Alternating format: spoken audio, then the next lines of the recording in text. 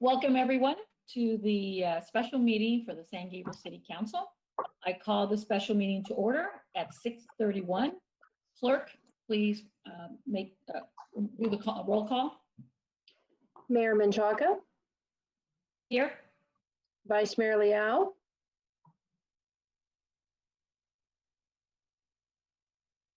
Here. Councilmember Ding, Here. Councilmember Harrington, Here. Councilmember Pu. Here. Okay, next item, please. Public comment. Pursuant to the provisions of Government Code 54957, this is the time provided for members of the public to address the City Council. And Madam Mayor, we have two comments for public comment, for the general public comment this evening. Okay. The first comment is from Chastity Jennings Nunez and reads as follows. Congratulations, San Gabriel City Council. Our city has taken on a position of leadership by being the first in the San Gabriel Valley to create a commission to address issues of racial, economic, and social inequities. Fortunately, there has been progress since the days of Jim Crow laws, the Chinese Exclusion Act, deed restrictions, and explicit laws that allowed discrimination based on race, gender, religion, and sexual orientation. The Civil Rights Act of 1964 removed many of the legalized means to discriminate against different racial groups and women, but Lyndon Johnson's signature on a piece of paper didn't erase the legacy of hundreds of years of inequality, and it certainly didn't erase the belief systems that allowed these inequities to flourish. There is still a mountain of work to be done, and that is why a second civil rights movement is underway. Yes, this commission is necessary in San Gabriel. When Councilmember Harrington declares there are no policies or services in San Gabriel's government that are discriminatory, unequally administered, or biased based on his 2-minute questioning of the police chief and city manager and his personal assessment and experience, that's a reason. When our chief of police says that he and the department are heavily involved in utilizing the Nextdoor app, a site that has been cited repeatedly in every city where it is used for significant problems with racial profiling, that is a reason. When Latinos make up 26% of San Gabriel residents, but 60% of arrests, that's a reason. When San Gabriel residents complain about the lack of diversity in the types of businesses our city attracts and supports, that's a reason.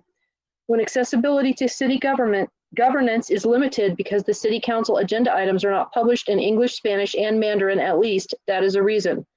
Even the discussion tonight about the sustainability of the Mission Playhouse should be rooted in finding ways to reach out to a wider audience and making the Playhouse accessible and inviting to young, old, disabled, different races, ethnicities, genders, etc., who want to utilize the Playhouse to showcase their stories and culture. Whether you are a Chinese businessman having lunch in your parked car, a 20-something white musician driving through in your van, or 3 Black teens listening to music at Vincent Lugo, you should not be judged a threat, harassed, and made to feel like a criminal simply for being. San Gabriel must be a city that welcomes all, and the HERE Commission is one step in that direction. And the second public comment this evening is from Gerardo Sanchez and reads as follows. In response to Harrington's comments made during last week's council meeting, 8/18/20, regarding Councilman Harrington's stance, I will throw out something that has been true for centuries.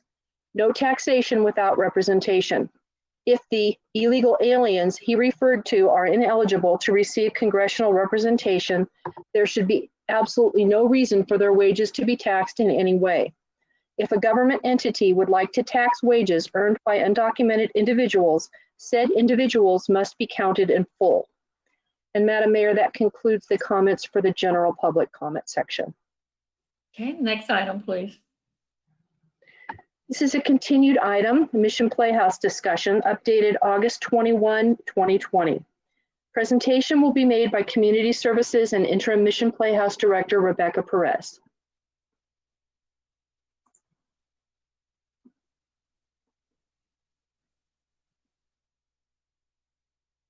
Good evening, Mayor Menchaca and members of the City Council. Tonight, we are bringing you an item to discuss the Mission Playhouse. I will present the information included in the report, along with Elias Borjaili, Mission Playhouse Manager. John, if you could please go to slide 2. Thank you. In 1927, the Mission Playhouse was constructed to house John Stephen McGroarty's epic Mission play. The city of San Gabriel purchased the Playhouse in August 1945, and since, the Mission Playhouse has been a source of community pride. In August 2019, the Mission Playhouse was placed on the National Register of Historic Places, a designation which opens the door to additional grants and funding sources that could help preserve and renovate the facility. Today, the Playhouse hosts many local and international performing arts groups who present a huge range of cultural experiences and is home to a Wurlitzer Theater pipe organ. As shown in the bottom two photos of this slide, the Playhouse is also the location for many community events such as Cinco de Mayo featured in the photo. During the COVID-19 pandemic, the theater has provided a backdrop for encouraging messages to the San Gabriel community. Next slide, please. The community has a high level of interest in the Mission Playhouse, as evidenced by the volume of public comments which were included as part of your staff report for this evening. This discussion is being brought to the City Council tonight in response to the fact that the city's budget is not able to continue subsidizing the Mission Playhouse at the current level, and the COVID-19 pandemic has had a significant impact on the Playhouse, similar to other large-scale venues. As a point of clarification, this discussion is regarding a temporary full closure of the Playhouse, not a permanent closure. Additionally, this item does not include a discussion of the Mission Playhouse being sold or demolished. Slide 4. Prior to fiscal year 2014-15, the Mission Playhouse's budget was included within the city's general fund. Though now in a separate fund, the Playhouse is still an obligation of the city's general fund. In recent years, though the Playhouse has increased revenue, the city has been unable to subsidize the venue's operation with the annual transfer of approximately $735,000. This has resulted in the Mission Playhouse experiencing a deficit of over $350,000 as of June 30th, 2020. Slide 5. And now with this, I'd like to turn the presentation over to Elias Borgili, Mission Playhouse Manager, who will present the analysis section. Thank you. Good evening, Mayor Menchaca and members of the City Council. To pick up where Rebecca left off with slide 5, the fiscal year 2021 budget for the Playhouse is $1.26 million, which includes a reduction in staffing of $110,000 for 6 months of full-time staffing vacancies. As with most city departments, the largest expenditure in the Playhouse budget is personnel. In addition to utilities, facility maintenance, and other operating costs, expenditures also include Playhouse services provided for the city-sponsored meetings and community events. For the fiscal year of 2018 to 2019, this cost was estimated at $170,000. Revenue for fiscal year 2021 was budgeted at over $650,000, which represents approximately 51% of the total operating budget and assumes a fully operational year, which, as we know, is not possible due to COVID. The Playhouse relies, slide 6, please. Thank you. The Playhouse has relied on subsidies from the city's general fund as well as a transfer from the retirement tax fund. These transfers have averaged approximately $735,000 annually.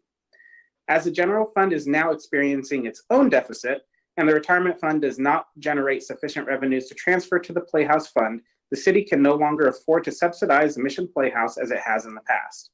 For fiscal year 2021, the general fund transfer is budgeted at $250,000. Slide 7, please. Thank you. To help identify opportunities for the Mission Playhouse to become more financially independent, in 2019, Mission Playhouse hired a consultant to perform a financial effectiveness review. Among other ideas, the consultant recommended the following strategic options. The first, contracting with a management company for the operation of the facility. In addition, partnering with professional theater companies for productions. Inciting local nonprofit theater companies to relocate to the Playhouse, increasing revenues to 60% of the operating budget through rentals, parking concessions, fundraising, and more, and developing a strategic plan for the future of this facility. Slide 8, please. Thank you. Heeding the direction of the City Council and the recommendation of the consultant, Staff has contacted performing arts management companies such as Nederlander Group and Live Nation and other theater companies such as East West Players and 3D Theatricals to discuss possible partnerships. In the current COVID climate, these groups were not willing to discuss a partnership at this time. However, staff will continue to pursue these options in the future to bring more consistent programming to the Playhouse. Staff has also initiated work on a strategic plan for the Playhouse and researched the steps to establish a 501c3 nonprofit in response to our consultants' recommendations. Next slide, and I'll hand it back to Rebecca.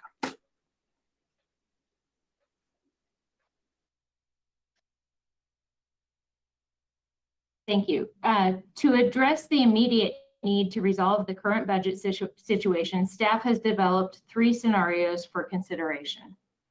The information provided in the staff report and in the presentation tonight is different from that which was provided for the August 18th meeting.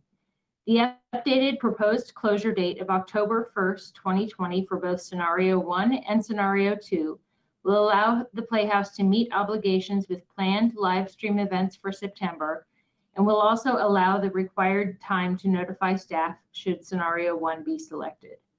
Staff also reevaluated the proposed expenditure and revenue amounts in the initial staff report and revised the estimates to more accurately reflect the costs based on nearly 2 months in fiscal year 2021. A summary of Scenario 1. Scenario 1 includes full closure of the Mission Playhouse as of October 1st, 2020. This option includes laying off of staff, elimination of regular maintenance, and reduction of utilities to an off state. This scenario is not recommended as the Playhouse would risk losing experienced staff, and while some may be able to be repurposed throughout the organization, this may not be feasible for all positions. Additionally, should the Los Angeles County health order be lifted and theaters be able to reopen during this, the Playhouse risks losing rental clients. Slide 10. Thank you. The estimated fiscal impact to the general fund for Scenario 1 is approximately $15,000. Slide 11. While the closure of the Playhouse would help with the current financial situation, it would have a negative impact on the future of the Playhouse. When addressing this possibility with our consultant, he advised that the following would likely happen with a closure. The Playhouse stands to lose all rental clients and associated revenues to other performing arts facilities. With this option, the Playhouse would lose its few remaining key staff members and all of their experience and knowledge of the Playhouse. And finally, the Playhouse will lose strategic positioning with other local performing arts centers. Slide 12. Scenario 2 includes full closure of the Mission Playhouse from October 1st, 2020 through June 30th, 2021, even if the Los Angeles County health order should reopen. This scenario doesn't include laying off of staff, but proposes that staff would prepare for reopening and fundraising campaigns or be repurposed to other positions in the city. Examples of this include the Playhouse staff person who has graphic design skills being able to provide graphic support to other departments. Also, staff with administrative skills could provide support to other departments. And if these items were to happen, if this repurposing of staff was to happen, that those costs of those staff would likely be moved to those other departments, freeing up the Playhouse of those costs. With this option, as mentioned with Scenario 1, should the county health order be lifted and theaters be able to reopen, the Playhouse risks losing rental clients and loses strategic positioning with other performing arts centers. Slide 13. Thank you. The estimated fiscal impact to the general fund for Scenario 2 is approximately $418,000. Slide 14. Scenario 3 includes that the Mission Playhouse will remain open in a limited capacity through December and be available for live streamed or other type of allowable events. This scenario assumes that the county will lift restrictions in the coming months and that the Playhouse would be able to resume normally scheduled events in January 2021. This option also assumes that currently scheduled bookings for the latter half of the year will be able to continue and producers will be interested in doing so. If the Playhouse is not able to resume normally scheduled events by January, as included in this scenario, staff will return to the council for further direction. Slide 15. Thank you. The estimated fiscal impact to the general fund for scenario 3 is approximately $253,000. As mentioned previously, this estimate is based on the county health orders being lifted, allowing the Playhouse to resume normally scheduled operation in January 2021. This also assumes that the currently scheduled bookings would continue. The estimated fiscal impact to the city is a minimum and could be higher for every month the Playhouse is not able to reopen. Should there be a change in the reopening schedule, as mentioned, staff would return to the council for further direction. And slide 16. Staff recommends that the City Council discuss this item and provide direction to staff. This concludes our report, and we would be happy to answer any questions. I'm available to answer any questions. Also available is Elias Borjali and Ken Louie, our interim finance director, who can answer any questions about the financial impact to the general fund. Thank you. Okay, thank you, Rebecca. So now I'll make the announcement. The time for public comment on this item is now closed. Chief City Clerk, please read any comments received. Thank you, Mayor. We have 44 public comments this evening. Please note that comments that were received for the item when originally scheduled last week have been included in the staff report attachments for this meeting, which have been available to the City Council and the public since the meeting was posted last Friday. Tonight, I will read comments received since then. The first comment is from Judith and reads as follows. As a former employee of the San Gabriel Mission Playhouse and a longtime person who has attended many performances, I was very saddened to hear that it is a possibility that the Playhouse will be closed for a period of time. A closure will make it very difficult to reopen, and I feel the Playhouse should remain opened using the guidelines of the county until it can be totally reopened. Many people are donating to theaters during this time, and I would hope that a campaign to help the theater to remain open would be of great benefit to the city and the theater. Many people are looking forward to returning to use the theater and see shows. I hope the City Council will favor the theater remaining open. The next comment is from Billy Joe Mason and reads as follows. Simply shuttering the Playhouse isn't the answer. It needs to be maintained and loved. By keeping the staff actively engaged and finding new ways to make the Playhouse operational, you will be well served. Never underestimate the power of creative thinking. There are ways to do this. The next comment is from Nancy and reads as follows. I'd like to submit my public comment to go with scenario number 3 to keep the Playhouse open until the end of the year. We need this Playhouse. The community needs the Playhouse. To shut it down prematurely would be damaging to the cultural integrity of the community and its residents. I know we are all navigating COVID protocols as best we can, but I think the past enthusiasm and work of the Mission Playhouse cannot be ignored. We need time. Please don't shut the doors because of a worldwide pandemic. Could we do a fundraiser outside or hold events outside to get some revenue flow? How can community members help? This theater needs to stay open.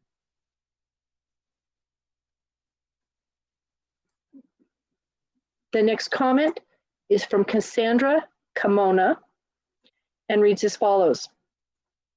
Greetings, board members. I would like to express my great concern on behalf of Temple City High School alumni. As an alumni of the Temple City Performing Arts Program, I have spent about 9 years plus of my life performing and attending shows at the San Gabriel Mission Playhouse. I love the Playhouse and enjoyed all the years of performances on its very stage. I truly hope that the board can continue to support the San Gabriel Mission Playhouse even through these unprecedented times. My heart goes out to those that have not been able to experience the theater or have yet to go see performances there. Please, I beg the board with all my heart to reconsider the closure of the theater. This theater means the world to thousands of Temple citizens. If there is anything more to do, please allow us citizens to do what we can to help fund and support the Mission Playhouse. The next comment is from, I'm sorry, one moment, Mayor.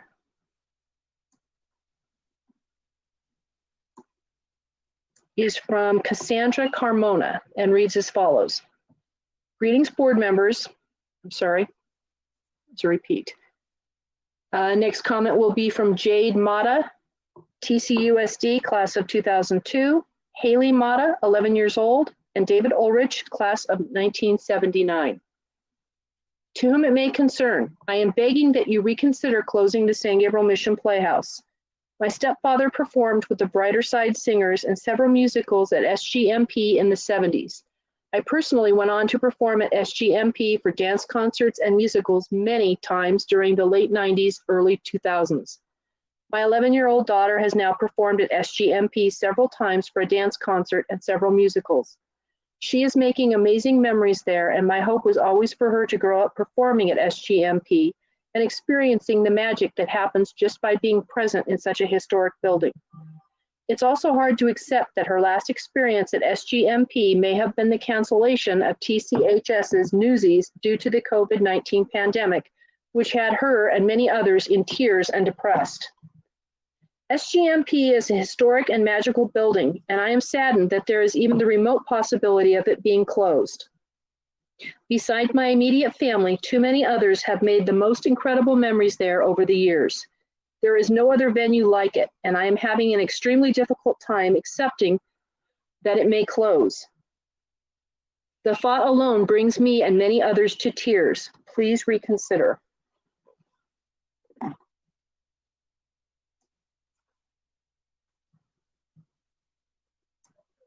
The next comment is from Anne Marie Worthwine.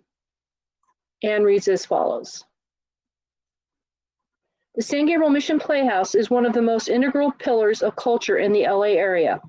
I grew up performing at this place from the age of 3 and continued performing with Pasadena Civic Ballet and Temple City High School Performing Arts Department until I graduated. This beautiful venue should continue to be used as a place to exhibit theater, music, and dance. Please save the San Gabriel Mission Playhouse. The next comment is from Matt Byers, Director of Performing Arts, Temple City Schools, and reads as follows. Thank you for extending the conversation regarding the Mission Playhouse to this special session. As I stated in my letter last week, the Mission Playhouse is a crucial moniker to the past, present, and future history for the residents in San Gabriel and the San Gabriel Valley. It is indeed not only a historical landmark, but a living, vibrant, and continuing story of the city with a mission. Unlike a museum or a statue in a plaza, the Mission Playhouse is an ongoing living legacy representing a rich past, a present expression of the arts, and a continuing future legacy adding to the rich history of San Gabriel. As a city council, it is your legacy that you are ensuring as patrons of the arts for San Gabriel, not only in highlighting of its past accomplishments, but your artistic vision for the future of your community for generations to come. In my letter last week, I alluded to the many students I have brought to the Playhouse as both audience and performers. And every December for the last 56 years, alumni have joined in the singing of the Hallelujah Chorus on that magnificent stage. That is only one of the many traditions hosted at the Mission Playhouse. Please empower the staff to continue the creation of performance opportunities, even though limited, during this pandemic, so that the San Gabriel Mission Playhouse will continue to be a beacon of hope in this challenging time. The next comment is from James Moran and reads as follows. Hello, my name is James Moran, and I've been working as a tech at the San Gabriel Mission Playhouse since February. Though my time here has been short, I can't begin to tell you what an honor and privilege it has been working at this historic venue, and even more so in these trying times. During this pandemic, with the entertainment industry stuck in this void of uncertainty, the San Gabriel Mission Playhouse has been a beacon of hope for the entire entertainment community.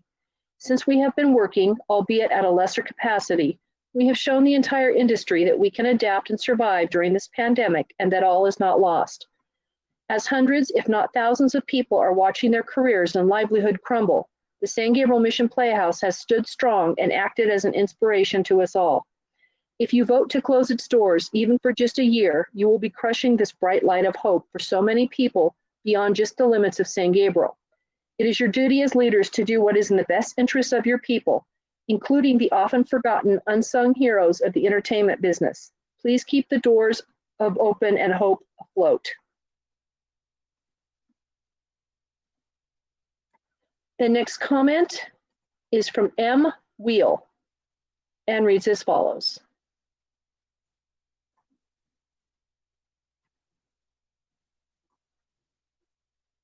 Please do not close the Playhouse or any buildings associated with it. These are very special places which hold many dear memories to many people in the community. They are also places of historical significance and should be treated with the respect they deserve. They are also places which give art and theater a place to thrive, which in turn benefit the life experience of both the artists and the audiences alike.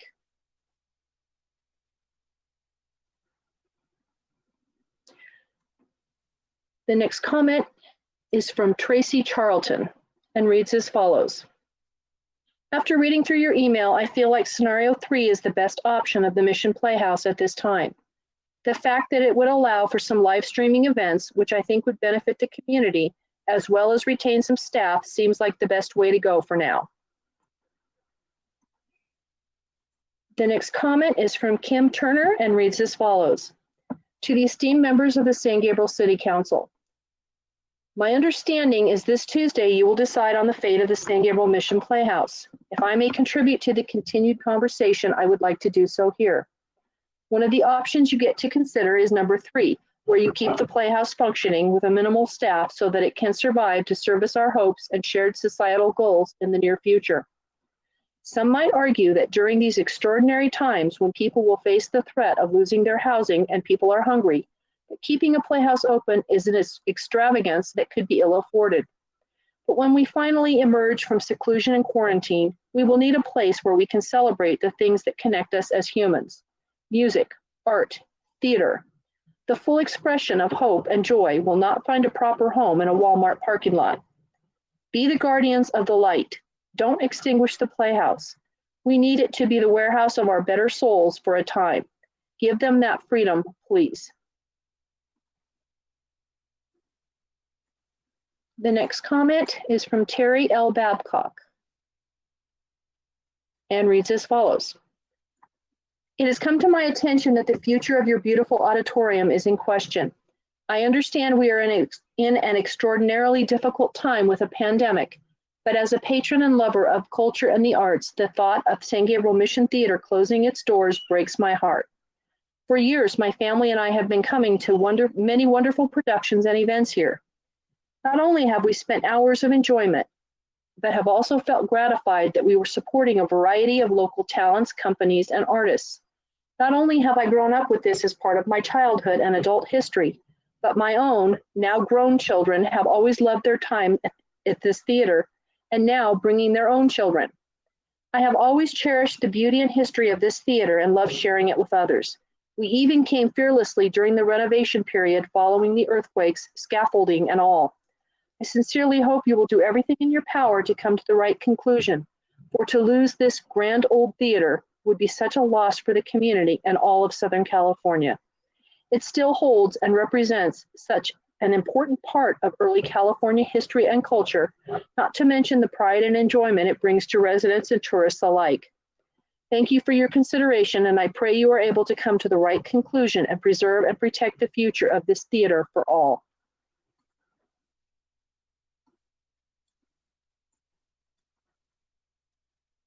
The next comment is from John McElvany and reads as follows.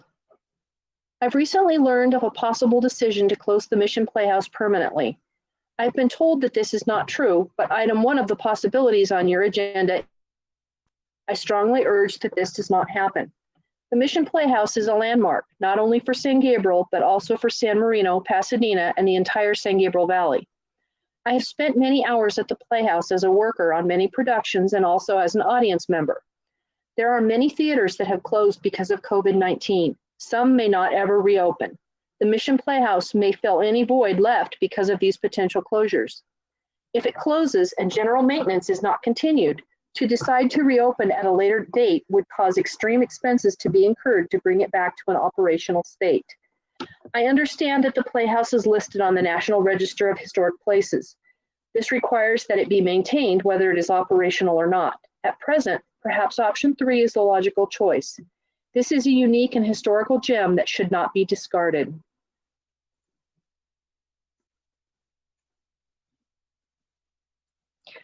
The next comment is from Lou Ann Hines, a 40-year resident, and reads as follows. Dear City Council, I urge you to not totally close the San Gabriel Mission Playhouse, but keep up the maintenance. This is the crown jewel of the San Gabriel Valley and must be maintained. If there was no one on the premises to keep an eye on this beautiful building, it will become a haven for the homeless and possibly a hangout for drug dealers. This must not happen. This pandemic will end and the Playhouse will be back with all of its wonderful programs.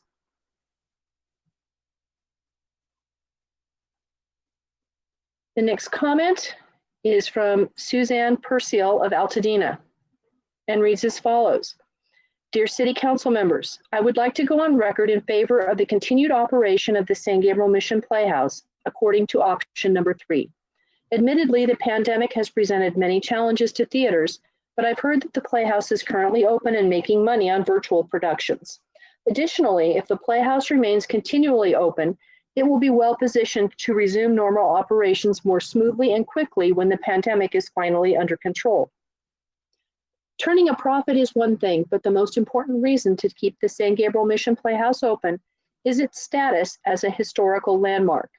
You, the City Council, are the custodians of that history.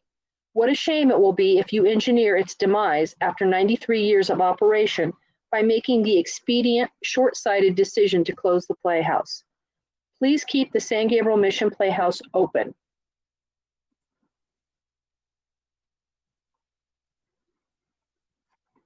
The next comment is from Paul Wong and reads as follows.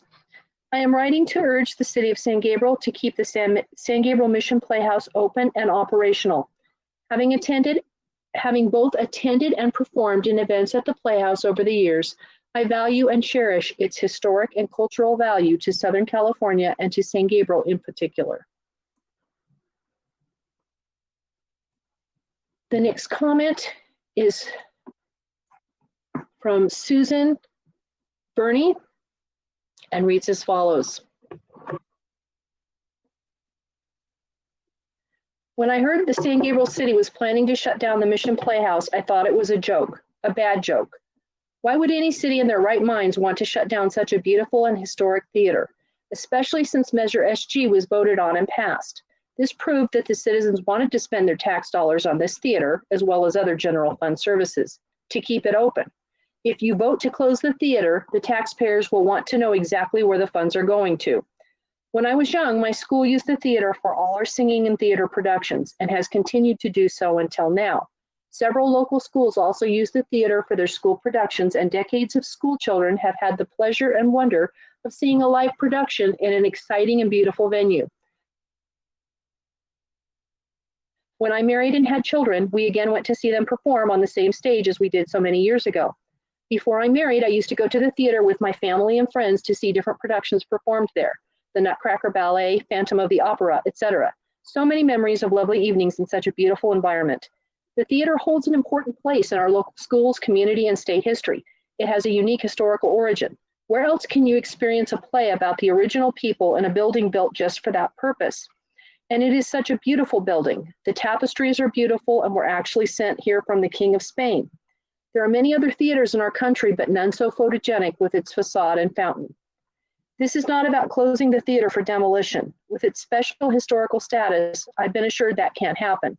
This is about closing the doors for performances now and in the post-COVID times that are sure to come.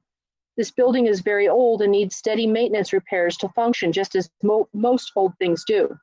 To close up this building will prevent those minor maintenance repairs, and this will turn them into potentially more costly repairs, or worse yet, impossible repairs. This will lead to a building that cannot be used for the purpose it was built for. So if shutting down the theater is not a bad joke, it is a terrible idea that should be strongly reconsidered. You should not want to be remembered as the city council that voted to erase the history of not just San Gabriel, but Southern California as well.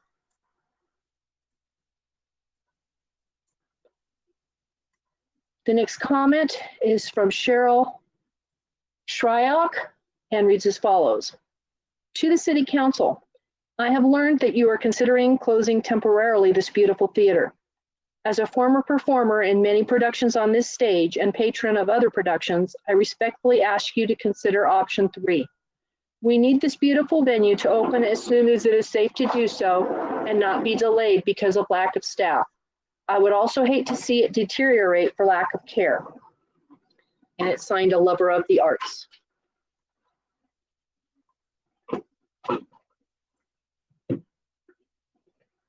The next comment is from Peggy Chien and reads as follows. Dear City Council,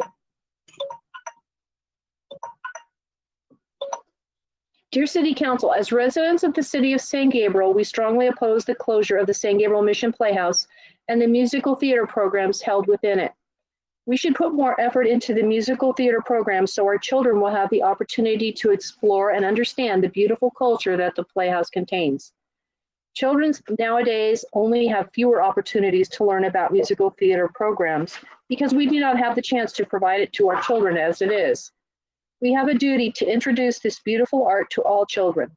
The funding should be increased so that we can hire professional theater management and performers to compete with theater groups of other cities, bringing in more revenue for the city of San Gabriel. We do not want our beloved San Gabriel to become a desert devoid of art.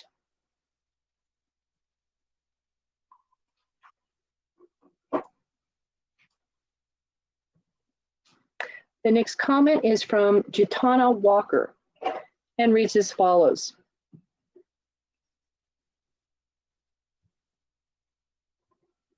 To whom it may concern, I am extremely disappointed in the fact that last week's comments will not be read. This is lazy and incompetent.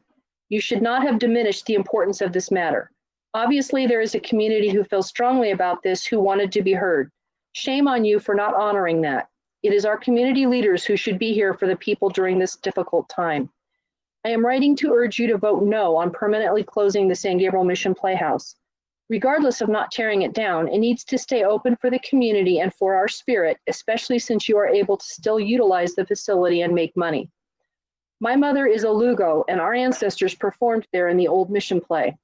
I was 9 years old when San Gabriel Valley Civic Light Opera was formed with my mother, Ricky Lugo, as resident choreographer and did my first show out of 48 on that stage.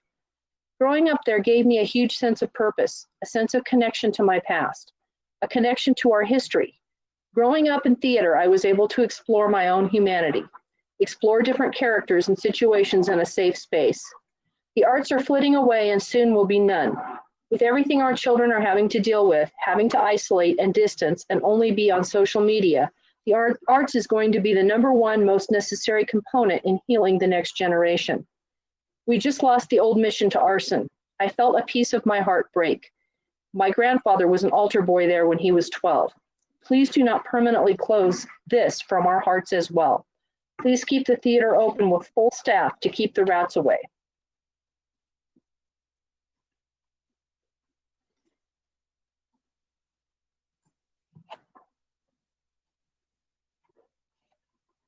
The next comment is an anonymous comment and reads as follows. I am extremely disheartened that I am having to make a public comment to the San Gabriel City Council in regards to the future of the San Gabriel Mission Playhouse. The city of San Gabriel is rich in culture and history, yet tonight 5 people hold the fate of the beloved Mission Playhouse in their hands. I was born and raised in San Gabriel and am the 5th generation to have called San Gabriel home. My family has deep roots in both the city of San Gabriel and the Mission Playhouse. It is unacceptable that the leaders of San Gabriel, who have such a limited perspective on nearly the 100-year-old Mission Playhouse, are willing to vote on a matter that will result in a lasting effect on this community. In my opinion, the City Council and the City Managers share responsibility for putting the San Gabriel Mission Playhouse in a position of not being successful. For over 2 years, you have had Rebecca Perez serving as both the Director of Community Services and the Mission Playhouse. I have a very unique perspective, having worked in both community services, formerly Parks and Recreation, and the Mission Playhouse. I worked in both of these departments part-time for about 8 years while in high school and college. While working for both departments, I have seen firsthand the time and dedication it takes to effectively run these departments. Yet you have one person running both departments. Tell me, how do you expect anyone to effectively run 2 departments without impacting the organization? It is obvious that as a result of the lack of attention by the council and city management, and by not being proactive in taking the necessary steps in providing support to the Mission Playhouse, you have set it up for failure.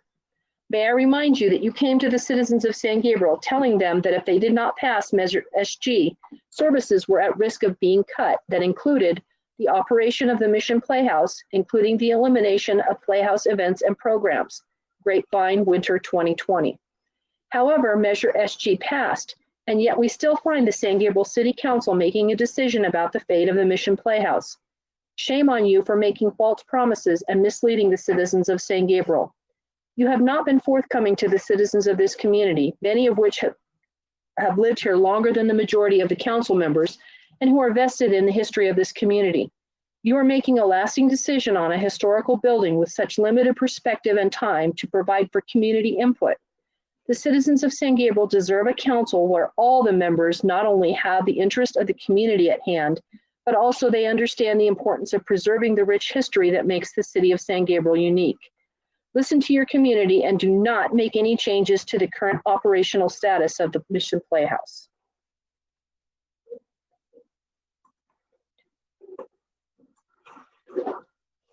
The next comment is from Dylan Fisher, Mission Playhouse Stage Manager, and reads as follows. To all City Council members, for the last 6 years, I have worked at the Mission Playhouse with the amazing staff that I call my family. I have worked many events, met countless patrons, and coordinated with many companies that have always had nothing but praise for the Playhouse and its staff. In the entertainment industry, we pour our hearts and souls into our work. Without the Mission Playhouse, there would be so many people without a place to host their events, companies without a venue to host their shows, and amazing theater staff without a theater to call their home. In my opinion, the staff of the Mission Playhouse should be awarded for their efforts of the past 2 months, not punished for them. To be able to host some form of event with the harsh restrictions placed on the entertainment industry and still generate income for the city of San Gabriel is a feat in itself. Closing the Mission Playhouse in any capacity would be a huge disservice to your city's staff and the local communities. Not only would the community lose a historic place of entertainment, but the city of San Gabriel would be adding more than 70 people to the state's unemployment list. The local community is depending on the Mission Playhouse for entertainment to escape the horrible times we are all currently going through. The Mission Playhouse, my home. The staff is my family. Our work is our lives. Please don't take that from us. Thank you for your time.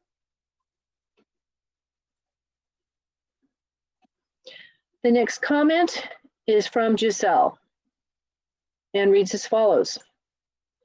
As long as we have employees willing to work, safety measures in place and enforced, now and for the foreseeable future, there should not be a thought placed in closing more doors to the community.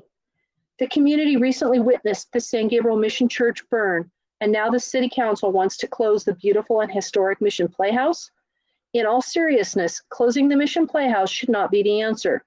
City Council should continue to work and support to retain and save the Mission Playhouse's future and jobs, not diminish or thwart them amidst this pandemic.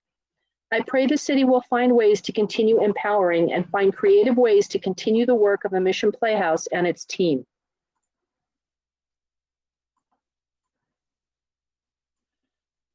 The next comment is from Tony Kwan and reads as follows.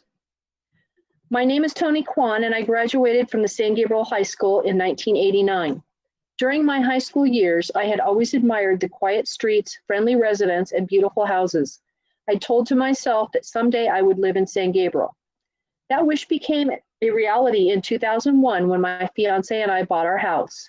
We were pleasantly surprised when we received a welcome packet with coupons to local businesses, along with 2 tickets to see a musical at the Mission Playhouse. We saw Joseph and the Technicolor Dreamcoat, and it was wonderful. We both remember this fondly and have wondered why the Mission Playhouse no longer hosts venues such as musicals. Please keep the Mission Playhouse open and offer more musicals and plays so that my kids can also have lifelong memories of the Playhouse. Thank you for your time. The next comment is from Chastity Jennings Nunez and reads as follows. Dear council members, the outpouring of comments from the community demonstrated clearly the value that is placed on the San Gabriel Mission Playhouse. The Playhouse has been listed on the National Register of Historic Places since June 2019. Senya Lubicic and the Historic Preservation Commission were integral in making that happen. When I reviewed the agenda item attachments, a glaring omission is a report or input from the HPC. This commission was specifically created by the City Council in 2018 to advise the Council on subjects relating to the identification, protection, retention, preservation, and registration of cultural resources in the city. I hope that before any decisions are made, the knowledge and advice of the commission will be obtained.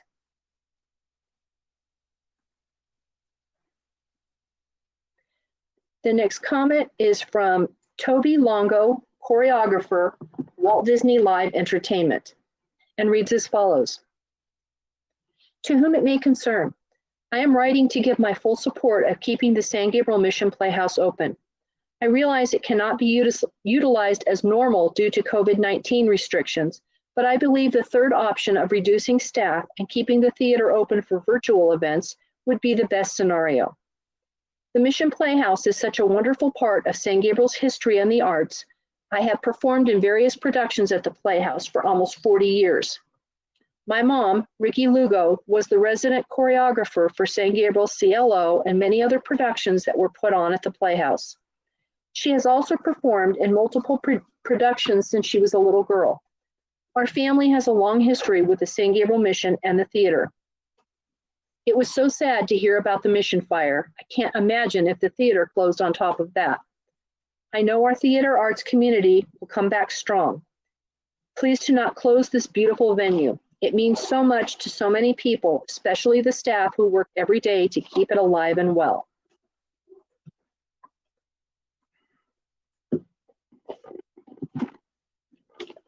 The next comment is from Tanya Danforth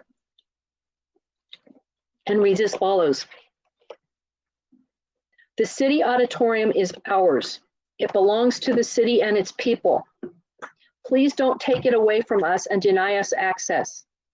It is our history, our memories, brings culture to the city, and a building that means a lot to the residents. We, the people, count as much, actually more, than the powerful on the council. You represent us. I was informed that closure may be only temporary, but last week, one of the council members was overheard on mic during the broadcast that the city should just sell the place. Doesn't sound very temporary. Keep the auditorium open to us and for us, please.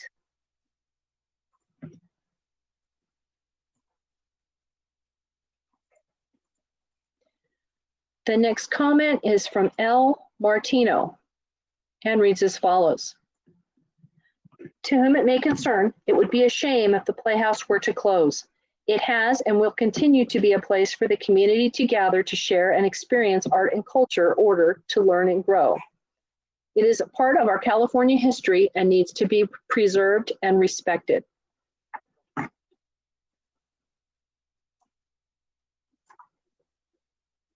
The next comment is from an upset and concerned citizen of San Gabriel. If the historical value of our Mission Playhouse plays a factor in any of the decision-making this evening, we will be pleased with your decision tonight. The public cry has made it very clear the majority wish to have the Playhouse remain open with option C and continue to operate. As a community member, I would also like to remind council and public about our vote for Measure SG. It was approved by us citizens to fund police and the Playhouse, and now that it has passed by vote, both PD and Playhouse are forced to be undermined by city finance and council. This is corrupt behavior. That special commission is an attempt to defund our police department, and this special meeting for the Playhouse is the city's way of trying to solve their budget crisis at the expense of our historical landmark. Don't be fooled by the $700,000 budget and deficit the city and council are claiming. It comes nowhere near that amount of subsidy once revenue and all finances are balanced. It would cost the city far more to have the facility managed or outsourced. Please make a decision that makes sense and pleases your public and its needs. Keep the Playhouse open. The next is an anonymous comment, and it reads as follows. Please save this landmark. We need this and so much more in this crazy times we are all facing. Save it, not close it down. Thank you and many blessings. The next comment is from Leilani Wilmore and reads as follows. Please do not let our San Gabriel Valley community lose this historic building. My daughter has been performing there for years. It is such an important part of her childhood. There's no structure or theater you could build that would have an ounce of its character.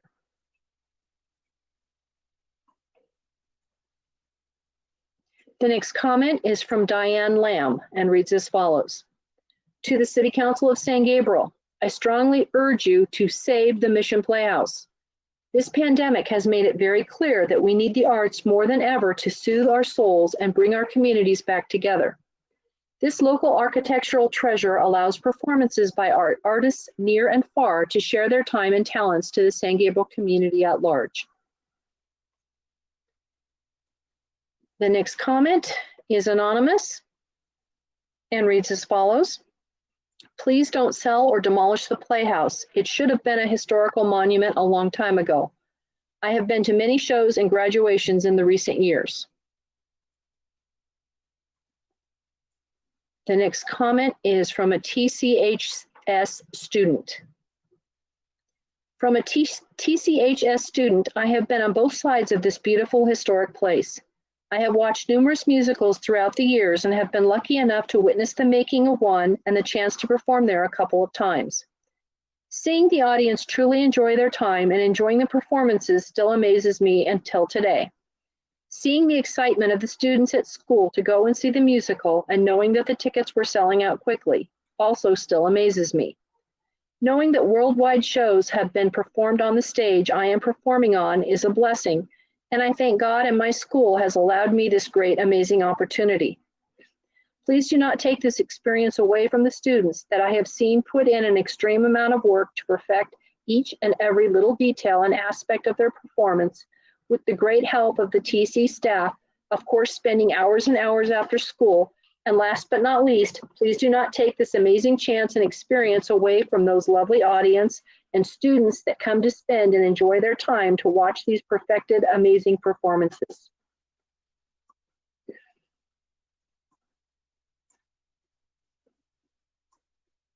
The next comment is from Wendy Greenleaf and reads as follows. Dear staff and city council members, I am writing in hopes you are swayed to keep your beautiful historic Playhouse open and not close it. The Playhouse is such a beacon of community good and serves as the stage for both professional and pre-professional artists, as well as budding novice talent. So many in all the surrounding communities have grown up presenting on this stage, and Temple City High School uses it for their community productions. It is just heartbreaking to think that this fine historic venue could be mothballed. I know the pandemic has wreaked havoc with budgets and social engagement in this moment, but please, please consider the bigger picture long-term community need rather than close such a historic landmark so actively used. Thank you for your time and consideration.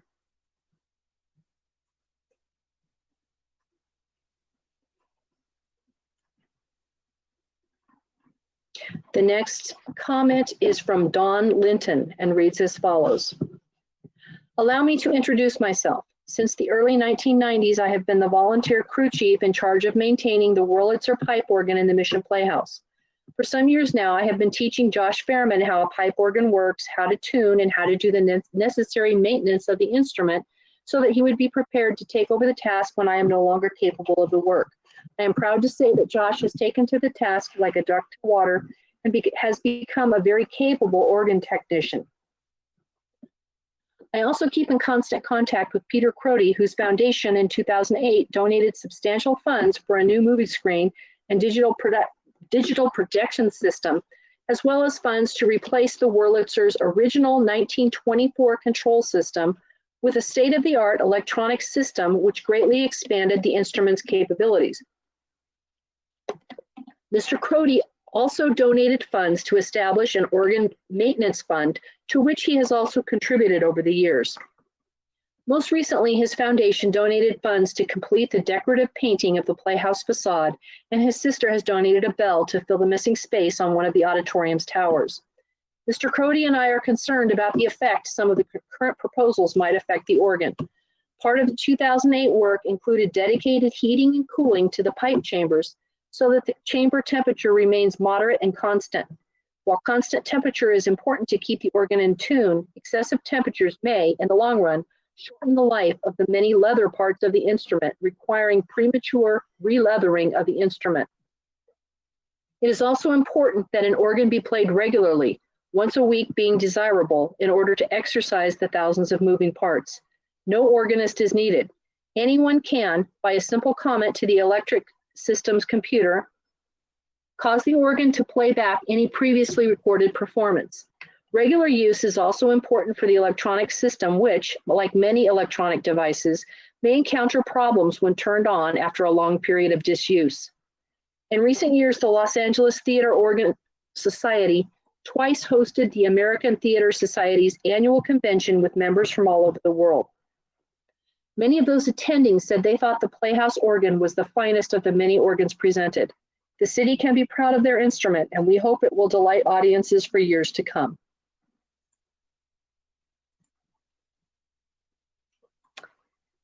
The next comment is from Marla Felber of FK Design Group,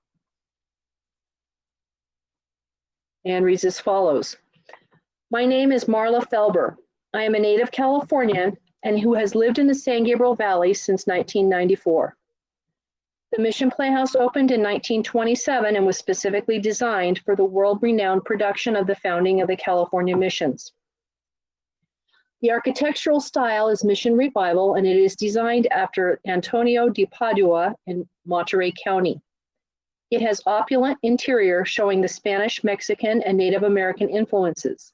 It is a time capsule into the past. During the preceding decades, the Mission Playhouse served the San Gabriel Valley at large as a movie theater, apartments to ease housing shortages after World War II, and most recently hosting graduations for high schools. It is the responsibility of the City Council, planning, and staff to see outside the box, to provide a use for the Mission Playhouse for this unique time in history. Closing the building is not a solution. Please reconsider closing the Mission Playhouse and find a feasible reuse of the building during this pandemic. Thank you for your time. And Madam Mayor, just to note that we have approximately 5 comments left, and I will ask Assistant City Clerk Bonus to chime in at the end if any more comments have been received.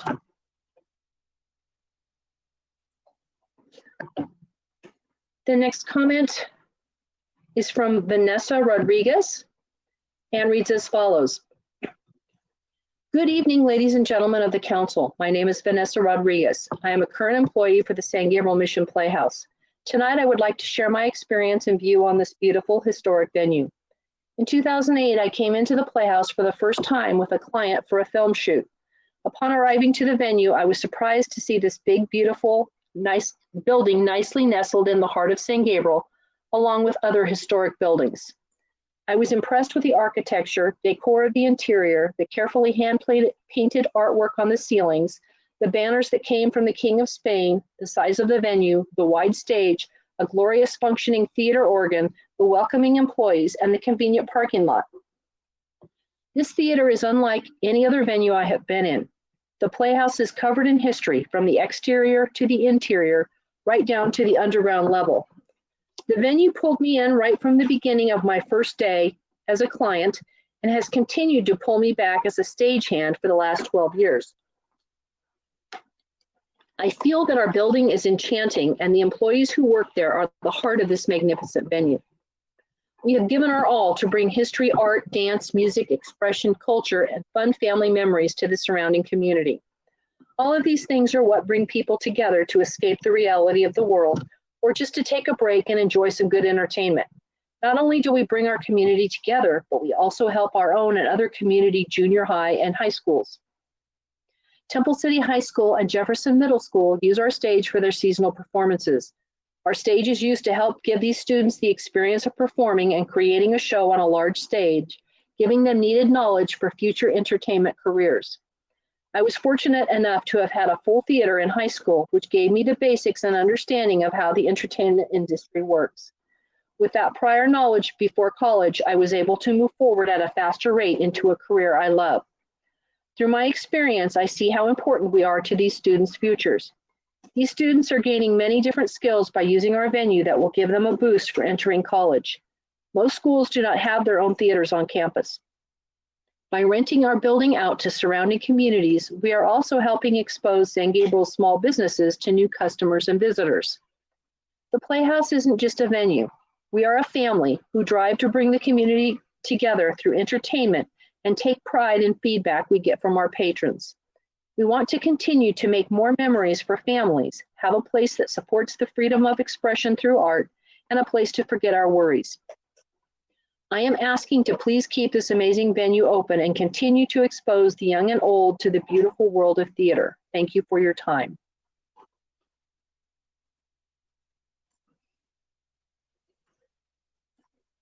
The next comment is from Gina Boffo, Arts Consultant, Outreach, Pasadena Civic Ballet.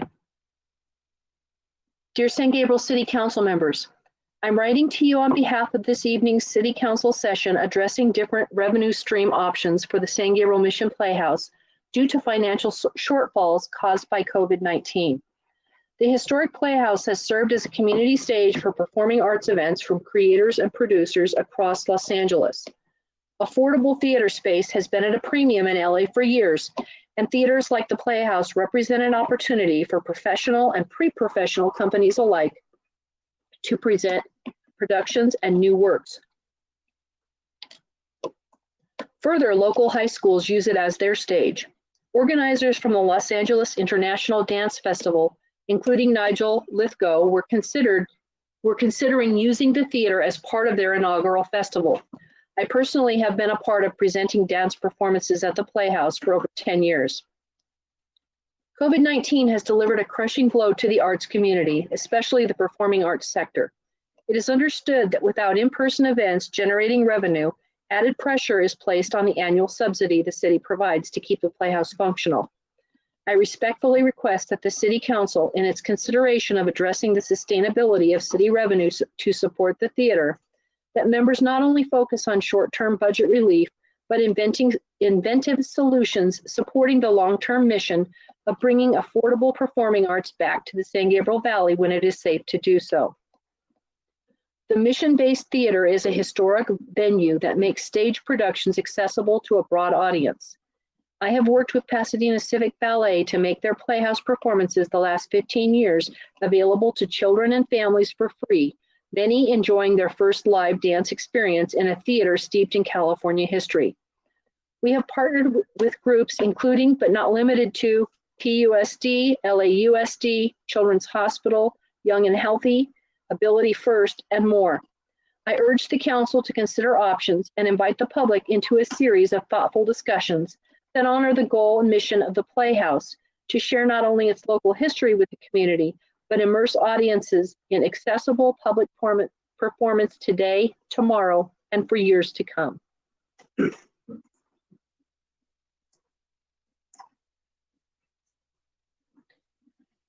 The next comment is anonymous and reads as follows.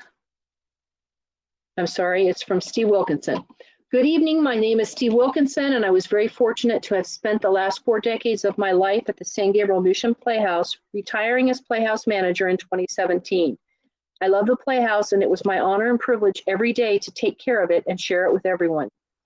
During my tenure at the Playhouse, we faced many challenges, the 1987 Whittier earthquake being one, the biggest, as it severely damaged the structure and the decorative ceiling. I thought for sure that would be the end of the Playhouse, but City Manager Robert Clute vowed that we would be repaired and host performances once again, and so we did.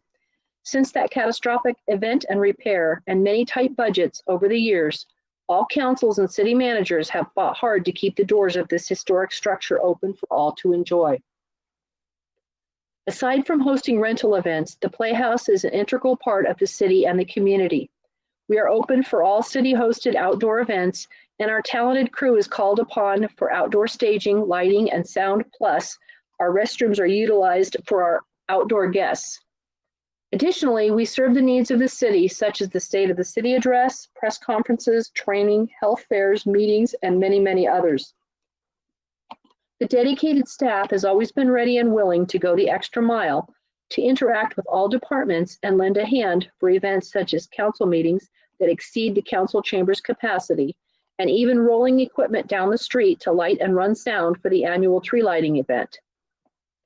If the decision is made to close, even for a year, to say that restarting the Playhouse would be a hard start would be a severe understatement. A building of this age has a never-ending list of maintenance issues that come up on a daily basis. Having shows in the building allows the opportunity to identify and fix the issues as they happen, thus keeping everything running smoothly. Upon reopening after an extended period, many, many things will need to be addressed and serviced, and some will need major repair or replacement, costing significantly more than if it had been identified and serviced sooner. There also exists the high probability that our talented and well-trained part-time staff will go elsewhere to find work and not be able to return once reopened, thus taking longer to achieve the excellent customer service level that we are known for. In conclusion, I implore you to do the right thing and keep our historic Playhouse open. In these challenging times with so much fear, anger, and division, now is not the time to be shuttering a building that brings people together to make lifelong memories.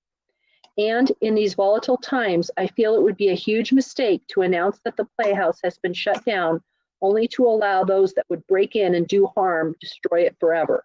The show must go on.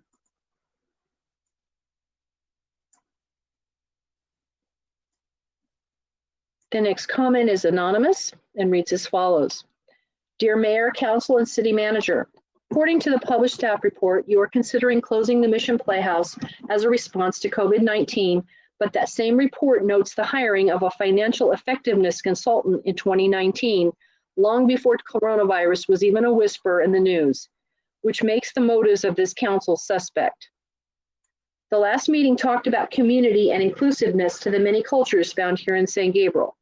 And one thing we've learned from being forced apart is that the arts is what brings us together. Music, dance, stories of love and loss, triumph and heartbreak. They've all taken place at the Mission Playhouse, whether on stage, on the screen, and even in the lobby. The Playhouse brings people together. It brings business to the Mission District, and it still can, but not if it closes for any length of time. The Mission Playhouse Fund experienced a deficit of over $350,000 as of June 30, 2020.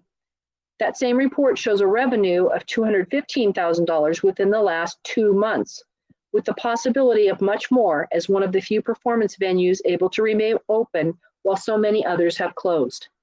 Closing and reopening the Playhouse would cost the city far more than the projected savings, as it would mean a great deal of time and money spent on repairs from neglecting an almost century-old building and the loss of contracts and clients. Closing it permanently is unthinkable, as the nearly 300 public comments from the last meeting would suggest. Please continue to support a place where art and culture have come together, not just from San Gabriel, not just from Southern California, but from all over the world. Please choose scenario 3 and let the San Gabriel Mission Playhouse continue to be a bright spot in these dark times.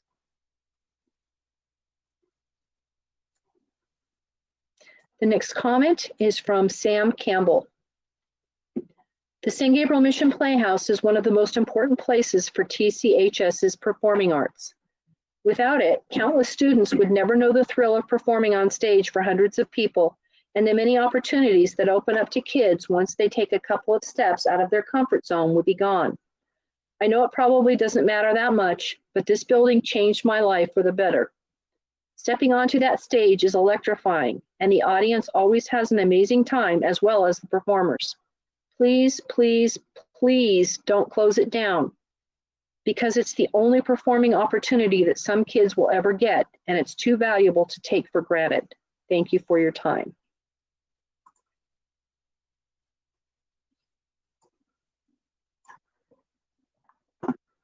The next comment is from Richard Godinez, former stage manager, Mission Playhouse, City of San Gabriel. And reads as follows. Mayor Menchaca, Vice Mayor Liao, and City Council members. My name is Richard Godinez, and I was employed by the City of San Gabriel at the Mission Playhouse for a total of 30 years. The Playhouse is my home. I believe I know more about the facility than anyone currently employed. In fact, I probably hired most of them. Your discussion today is one near and dear to my heart. I have looked at the staff report and subsequent attachments. I have noticed that in the previous years, revenue has been in a decline. In speaking with some current staff, I am aware that clients have been going elsewhere for their rental facility needs. This, I believe, is due in part by rental costs going up. If rental prices were to drop, I believe the Playhouse would retain more clients, thus resulting in more use dates and more revenue. The Playhouse could remain open and other facilities that are taking our clients would lose them. So when restrictions get lifted, Playhouse could ramp up to its full potential in no time at all.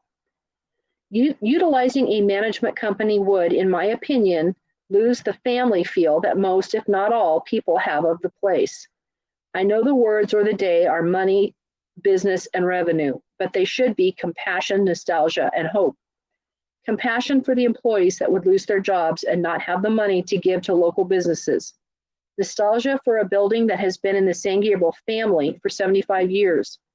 Hope for the future of millions of families, performers, and tourists, that they would bask in the great facility that is the crown jewel of the Mission District. It is my hope that you as a City Council will not go down in history as the council that shut down the Mission Playhouse on its 75th anniversary because they could not see past a chart of numbers. It may not be you as a city, as a council, that would vote to permanently bury the Playhouse, but it would be you that shut the coffin door.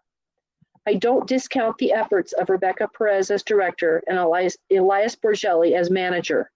I believe they have utilized great direction in the past few months in navigating the current economical crisis.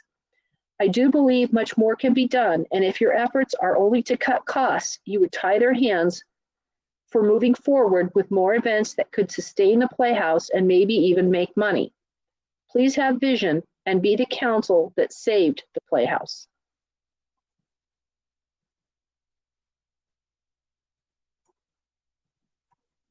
And the next comment is from Helen Fairman and reads as follows. Dear City Council, the San Gabriel Civic Auditorium, as it was known back then, is where I saw my first musical. It was West Side Story. I was 8 or 9. My mother parked behind the building, so I got to see the actors and actresses relaxing after a matinee performance. It sparked a love of music theater that continues today. My second job was as an usher at the Still Civic Auditorium, or the Odd as we called it. I've watched the Nutcracker more times than I can count, and my love of music theater still endures, even after watching 10 to 15 performances of the same show spread over 2 to 3 weekends. I've watched children from the preschool on the corner walk to the Playhouse from up the street, clutching their rope to keep in line. I've seen their faces light up as they walk in the building and see the gorgeously painted ceiling, the absolute enormity of the space. I've watched them sing and dance to Greg and Steve, smiled as they twirled in their Belle costumes during intermission at Temple City High School's Beauty and the Beast, and even cried at a few valedictorian speeches during San Gabriel Mission High School graduations.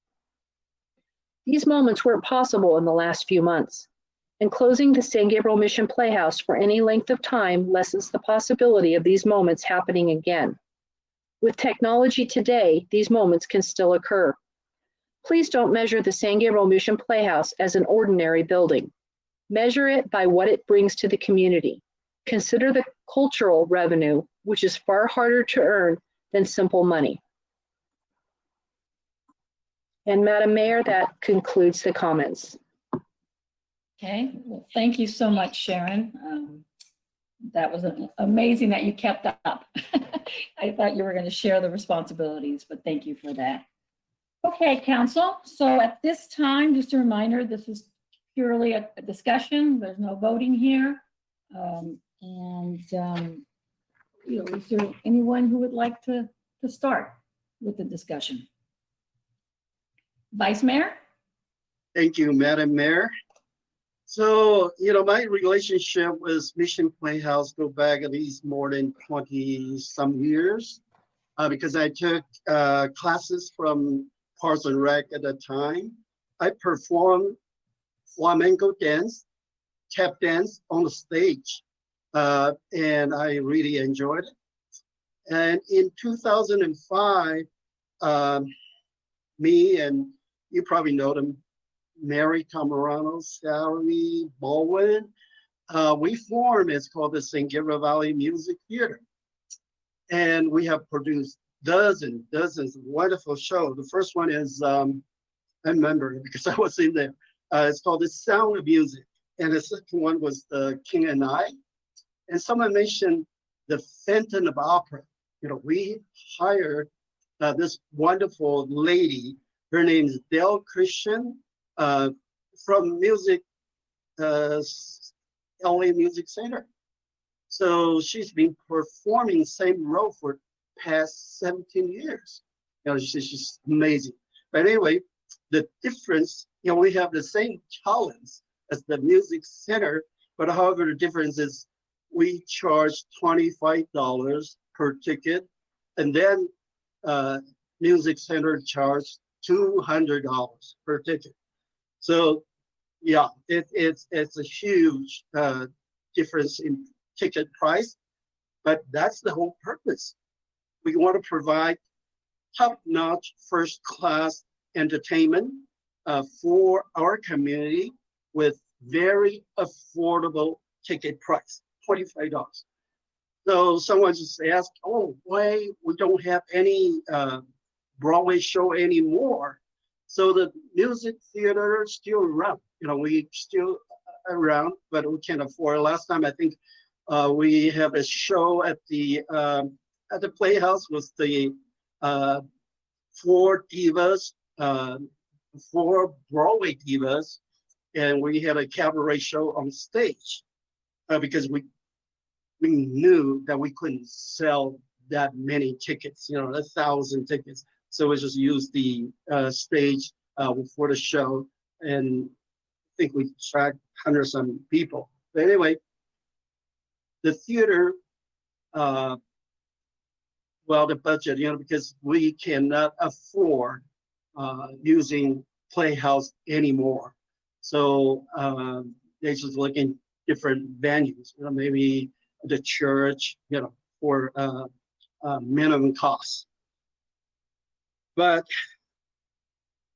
after all these years, this is 15 years later, we have wonderful memories that when we produce all these shows and we can understand the audience really appreciate what we ever, the shows that we provide.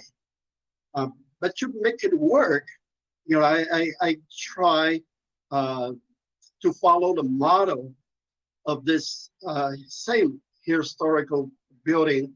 That's a landmark of LA. It's called Fox Wilshire Theater. And that is built 1930. It was the hangout place for all the famous movie stars from Hollywood. But they went through the same problem, because financial issues. So there was a movie theater, they changed to, it's called the Music Theater. It's called Saban, S-A-B-A-N. And why they changed the name? Because the Mr. Saban donated $5 million, try to save the theater. And so they provide, this old 60s and 70s singers, like Tom Jones, Paul Anka, Frankie Avalon, you name it, my younger days idols. And I'm so thrilled Saban Theater can provide this wonderful show and with affordable price. And I thought, well, maybe St. Gabriel Mission Playhouse can do the same. because if we can find a donor big enough to provide a few years of the, well, right now, 600,000, if we can have 6 million, we can last another 10 years. So I have asked around, I asked the former county supervisor, his family is all very, I would say, yeah, because his wife is a famous movie star and his daughter is very into this singing and dancing. So I thought, well, maybe he wants to donate money and we can name after him. But the first reaction is he said no. But you never know. You can just keep trying. But I think this is a very important place, because it's not just the historical building. It's the culture, the art, the dance and the singing and the theater Mission Playhouse provide is very important, especially, well, after this pandemic. I'm sure every one of us is physically exhausted, mentally exhausted, and we need something to lift us up, especially through art, through music, through dance. That's the only thing that can inspire human being. And so that plays a very important and very powerful healing for our general public, not just from St. Gabriel, but in Southern California. So we have to think something to keep the place open. I think right now, even through virtual, performance, I think last weekend we have a dance group that are recruiting dancers. I saw them at the Mission Playhouse parking lot. So they're doing some show already, but again, we could use different types of fundraising. Remember, we're talking about naming of the Playhouse for big money, but also we can do small fundraising events, especially for drive-in. We can set up set up the temporary stage, and we can do that on the parking lot, and we charge member to come in, or we give free performance, and then we ask for donations. So this way, we probably can raise, more significant money to keep the Mission Playhouse going. So that's just for the short term. I hope by January 1st, we all can be in the theater, we can be in the Playhouse, because it's very busy time. Let me tell you, for the past 6-7 years, the Asian communities, they always want to put on this, it's called the Spring Festival Show. So they couldn't, their first option, of course, their first choice is St. Gabriel Mission Playhouse, because the convenient location, the huge parking lot, and so they always want to perform there. However, because during the month of January and February, that's the Lunar New Year celebration. So I don't want to fit into that, that month. But a dozen of groups want to put on shows, so they couldn't fit in. And so they have to find somewhere else. They have to look, for instance, use the Pasadena City College section auditorium, or Arcadia High School Performance Center.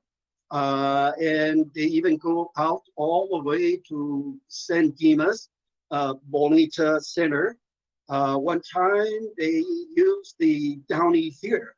So it's like, oh my God, they just, went to different areas for their shows. The reason is not the cost. Richard Cardenas, he mentioned, sometimes we charge too much and we lost our clients, but not these clients. They want to pay, but however, there is no dates available to them. So that's something we can think about it. Maybe we can open up for weekdays, weeknights, and for cheaper rates, and so we can accommodate every one of them and say, hey, San Gabriel is open for you. And, we can work it out. And so that's probably a good way to do. So, yeah, I have, again, I have very special relationship. I worked with previous Playhouse manager, Bill Shaw, Steve Wilkinson, and Richard, and everyone for so long. And I just think we just need to continue. There's no reason for closing for a couple months and say, hey, reopen again. It just doesn't make sense. And so we can just, keep it open. And I chose option number 3. Again, it's not just ear heart to me, but I heard all these comments. I heard that last week there are even 300 more comments. So obviously, Mission Playhouse plays a very important role in the community. So I want to keep it open until we have a different solution. But I was to mention for the long term, not just open for the weeknights, but also we have to work with other theater groups. Remember I mentioned Saban Theater, they can attract all these old famous singers to their theater. We tried one time. We had Frank Sinatra Jr. and came to Playhouse to sing, and it was okay, but it was not a huge success. But since Saban Theater already have these singers that performing in Southern California, and why not just have additional show at the San Gabriel Mission Playhouse?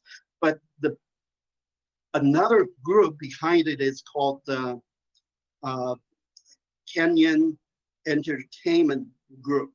Okay, this Canyon Entertainment Group also has it's like a restaurant, bar, and theater, and a stage for newer rock bands. Okay, and that's in the Montclair Shopping Center, and that Kenyan group is an international group, so they have shows in United States and Canada and all that, and they also provide singers, like singers from 60s, 70s, 80s to perform. So we can work with that group and maybe can kind of introduce more diverse audience and come to Mission Playhouse, and we'll just make sure the whatever the revenue we can cover, like 60%, and I think that can be easily done. But again, through changing a better program, that's number one. Number two, use all the days, not just the weekends. Number two, and number three, work with other theater group, and Number 4, before I forgot, find a big donor. Okay, so I'm sure there are several people willing to do that. One person to recommend maybe Vicky Carr. Vicky Carr's a famous singer, but she's from our area, Rosemead, St. Gabriel. You know, she grew up in this area, so maybe she's interested in that.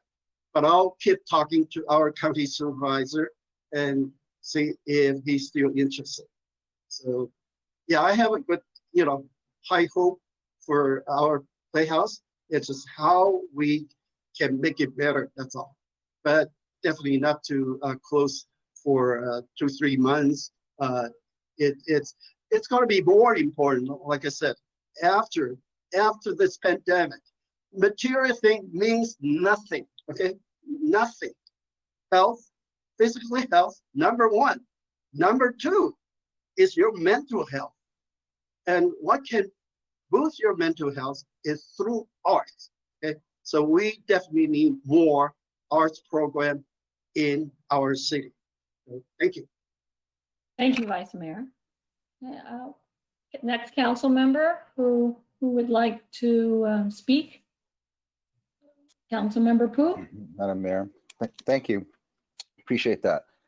I certainly share the sentiments that Vice Mayor Liao expressed for the Mission Playhouse, and also obviously all the members of the public who submitted public comments, spoken there many times.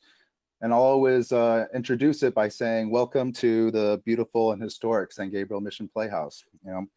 We've brought performances there, donated money to the Playhouse, and so forth. So we understand, I think we all understand on the council and staff, the value of the Playhouse to the community. And I have a few background questions that will hopefully help inform the specific proposal or recommendations that I might have.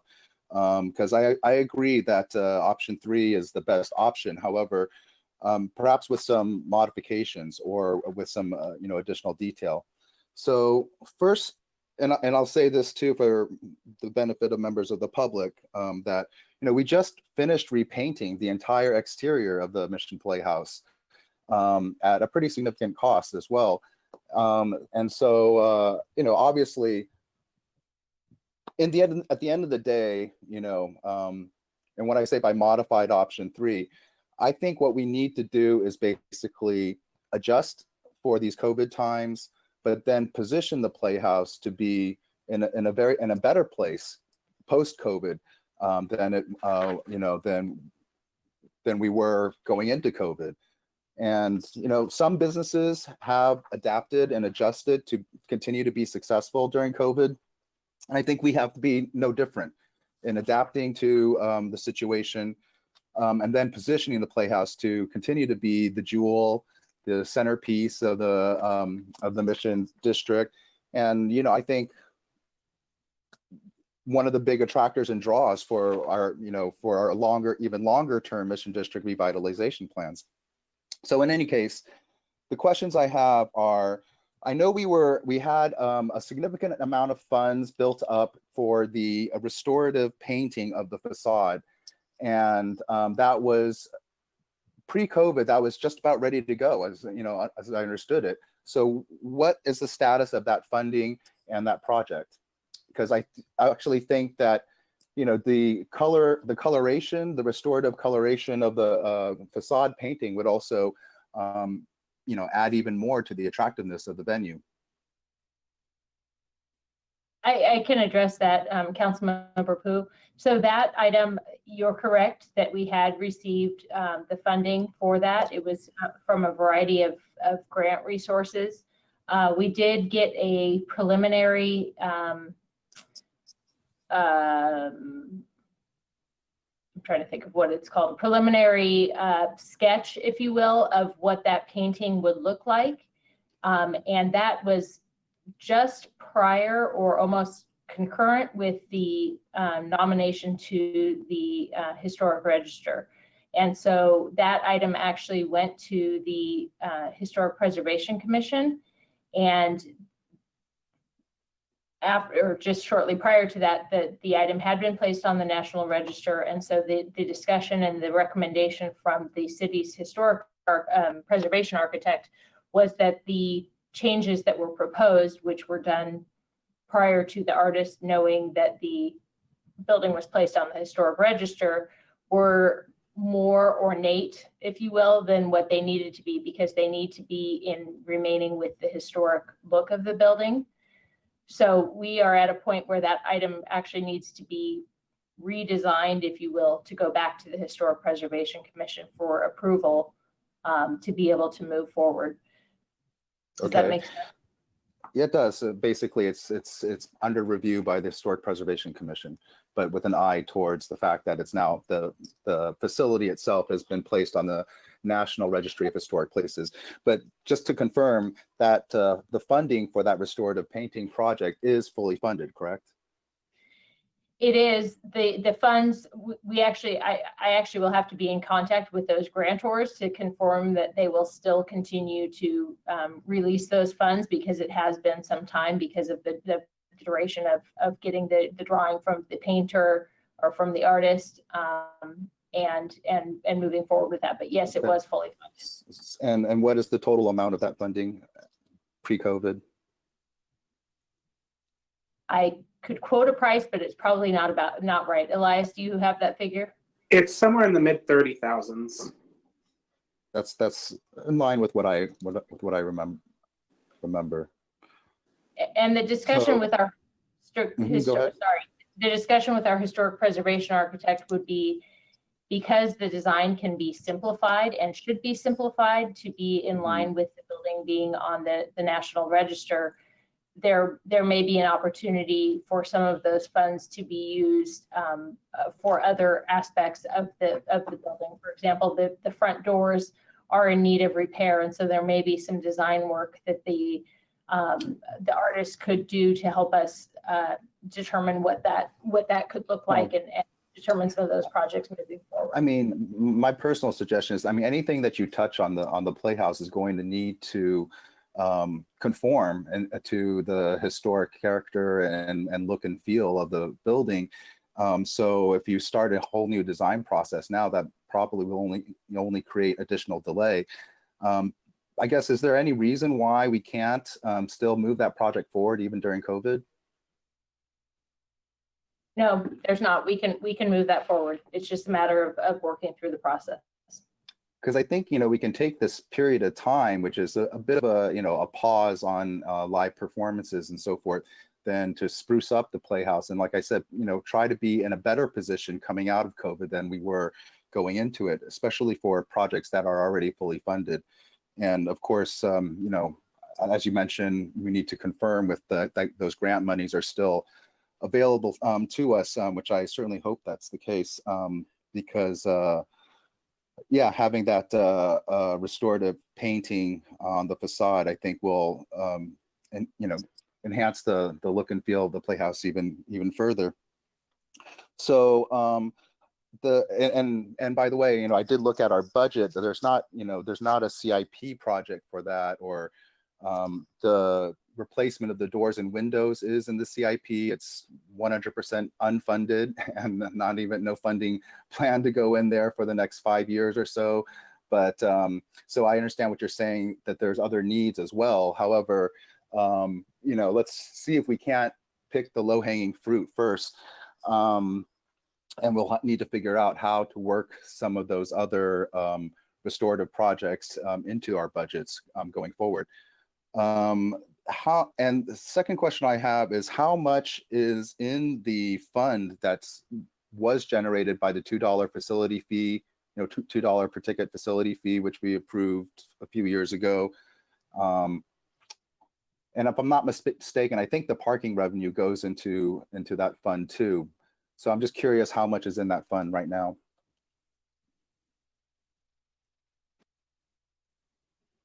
I actually do not have that figure. I don't know, Elias or Ken, if you have that figure. As far as I'm aware, and Ken can jump in if I am mistaken. The $2 facility fee that we were charging, as well as the parking, goes back to reducing the subsidy that the city has been giving us. So that gets put back into the general fund, and it doesn't go into any sort of fund. I might be mistaken, though. Well, looking at the staff reports and information being provided, I can't, some of these line items, I guess, would need to be unpacked in order to know. I want to know, how much revenue does that generate per year? Because here's the other thing too, is, in my opinion, the Mission Playhouse needs to generate an additional $1 million per year in order to be revenue neutral and self-sustaining. And that's at least with the current cost structure, with the current sort of expenditures and way we've been managing the Playhouse in the past, we would need to generate at least $1 million additional per year from the venue in order for it to be self-sustaining. And so I do think,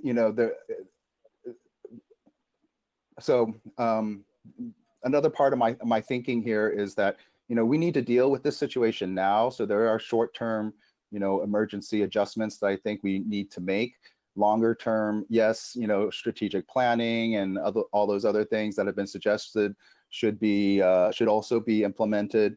But we need to, obviously, I think start getting our heads around what that long-term, strategic planning is going to look like, because I believe that it needs to entail a sort of re-examination of the business model of the Playhouse. And that includes how we manage expenditures and what the cost structure is, as well as what are we charging in terms of revenues, so that we can, start moving towards a more balanced picture for the Playhouse as a standalone facility.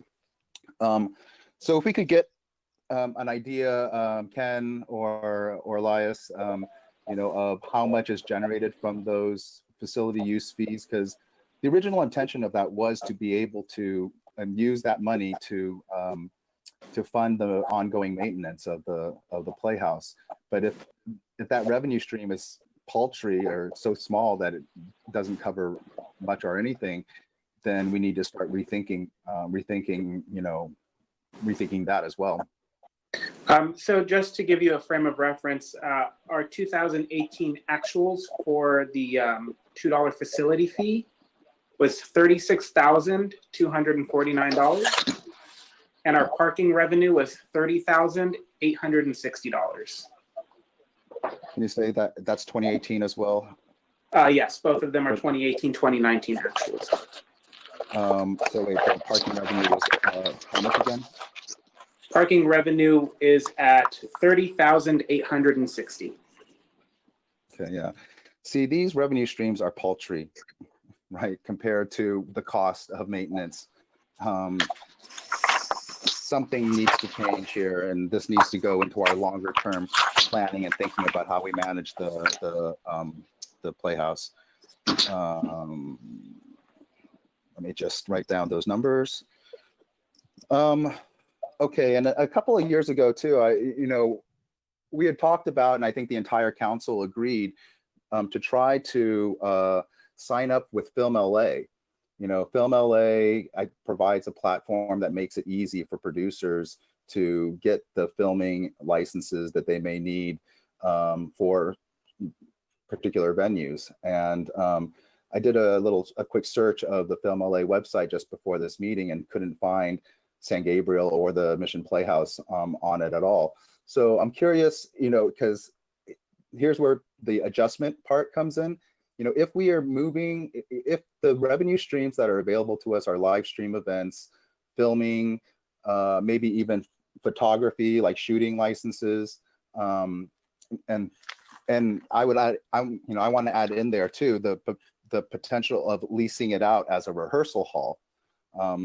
Then we need to make it easier for those producers to engage with us, to find it, first of all, to find the Mission Playhouse, know about it, and then to, get the licenses and things that they need so that we can, bring in that revenue. So I'm curious why we haven't, or have we engaged with Film LA, and if not, why not? Yes, ma'am, Armine. Good evening, Mayor Menchaca, council members. I'll chime in on this question because we actually have made contacts with Film LA, and we do have an item forthcoming to City Council in the next couple of weeks. That's a film-friendly ordinance that's based on a lot of things that are happening in the film industry and mechanisms by which the City of San Gabriel can become more activated when it comes to filming. So we have made connections, and we've had some great dialogue, and I believe there's an item coming to you in the next couple of weeks that's specific to filming and ways the City of San Gabriel, the city as a whole, can become a bigger player in that industry. So there is something coming to you soon. Okay, great, thank you. Can I ask, what is the need to pass an ordinance for this, though? This is not just an administrative thing of supplying Film LA with the info that they need, and then having the requisite licenses online for producers to be able to download and execute? I haven't seen. We've just started working on the item. My understanding was there are certain things that we need to codify as far as filming is concerned. And certain provisions that we want to include. I think that's the reason why we wanted to bring forth an ordinance where the council makes a finding that there are things we're doing as a community to support filming. And some of that may also include looking at what our current fees are and what we may want to do, especially during COVID-19, to incentivize filming. So there's a few elements to it, and we're literally working on the item as we speak. So you should be seeing that in the next few weeks.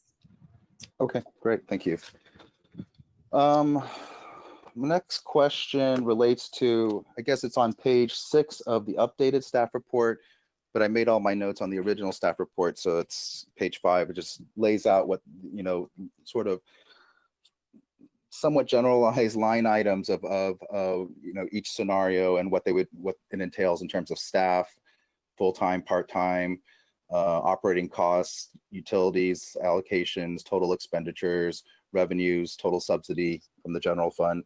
So I was hoping I can unpack a little bit how much is,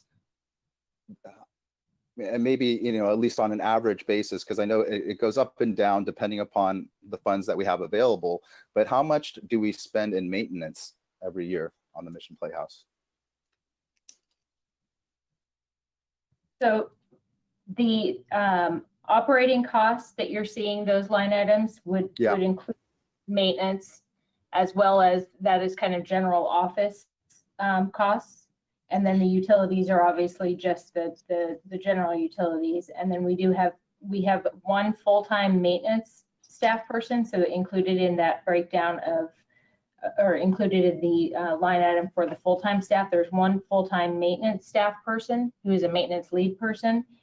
And then we actually have 2 part-time staff who are custodians.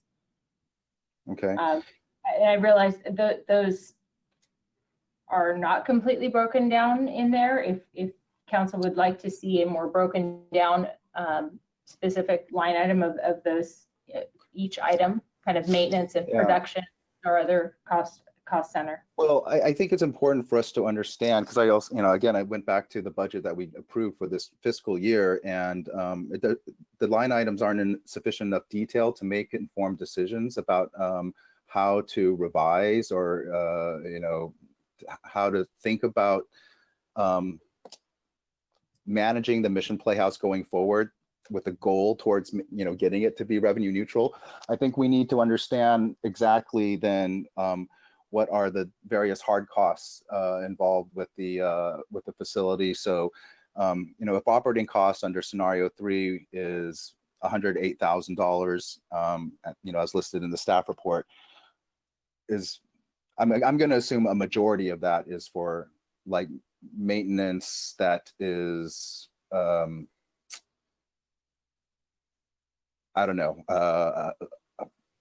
I'm going to guess it includes contractual labor, like the painters that we engaged for the exterior painting, as well as the hard costs, the material costs and so forth. But I think we need to understand, exactly those types of things. How much are we spending on contractors? How much are we spending on materials, actual materials? And then for staffing, another specific question I have is then, so how many full-time permanent staff do we have now?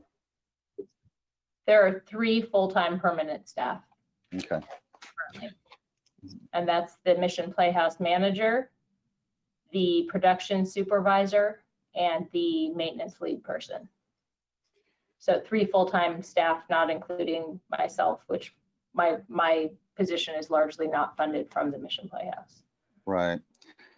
So And manager. operating costs, just to mention as well, that would also include expendable supplies, if you will. So we're talking toilet paper, paper towels, hand sanitizer in today's terms. So those Right. types of supplies are also included in that. But I understand what you're saying, that the kind of some detail of that does not describe what those costs are actually for. Yeah, like during COVID, we obviously don't need to buy a lot of toilet paper, contrary to a lot of people's, initial urges when this all began.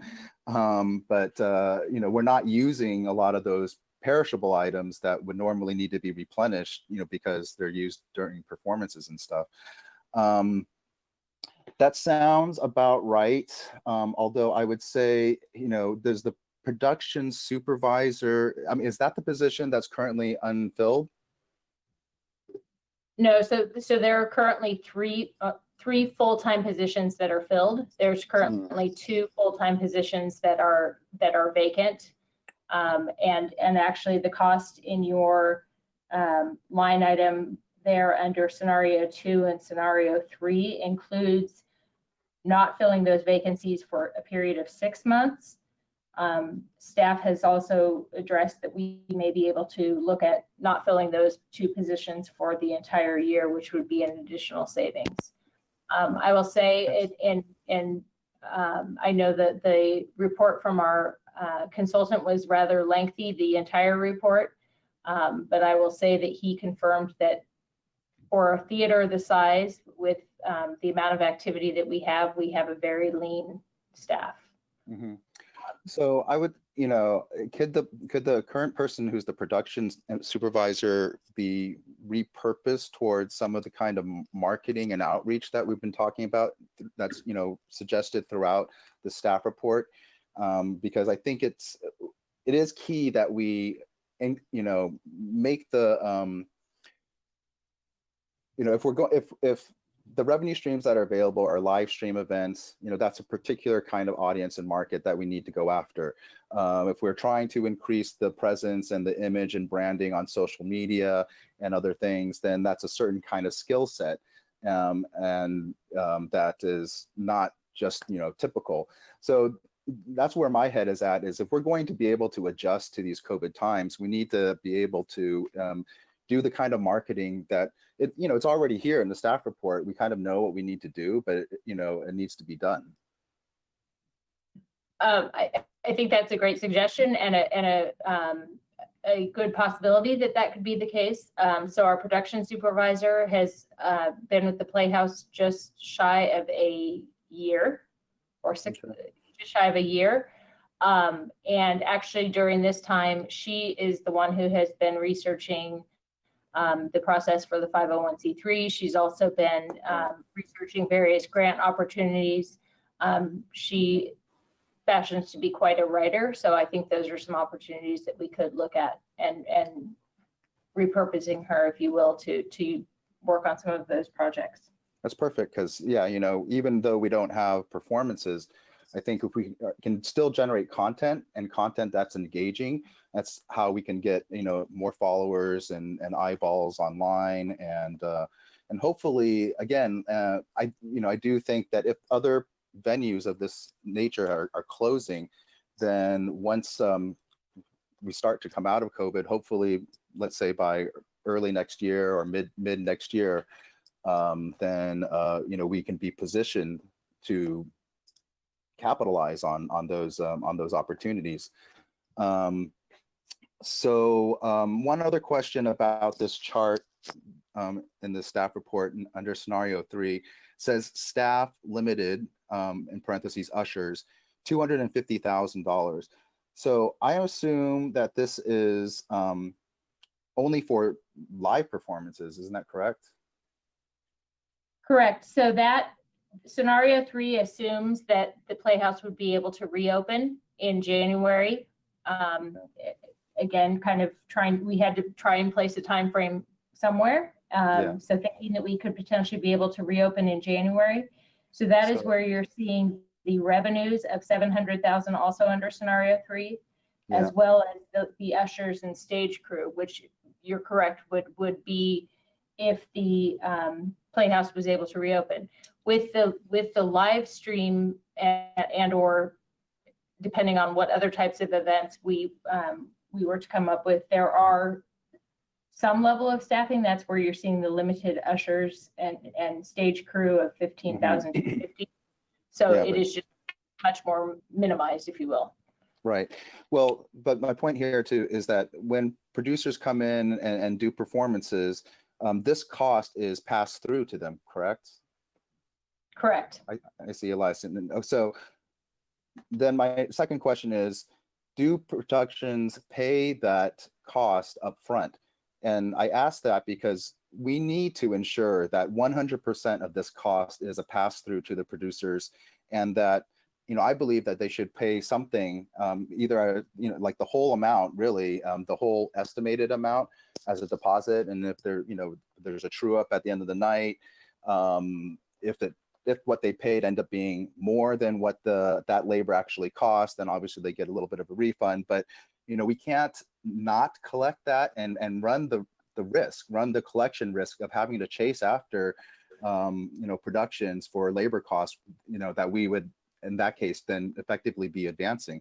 So I just want to understand to make sure that our practice here doesn't expose us. Elias, can you walk through the process a little bit? Absolutely. Yeah. So you're absolutely right. For all of our rental clients, except for one exemption, all of the rental clients do pay in advance.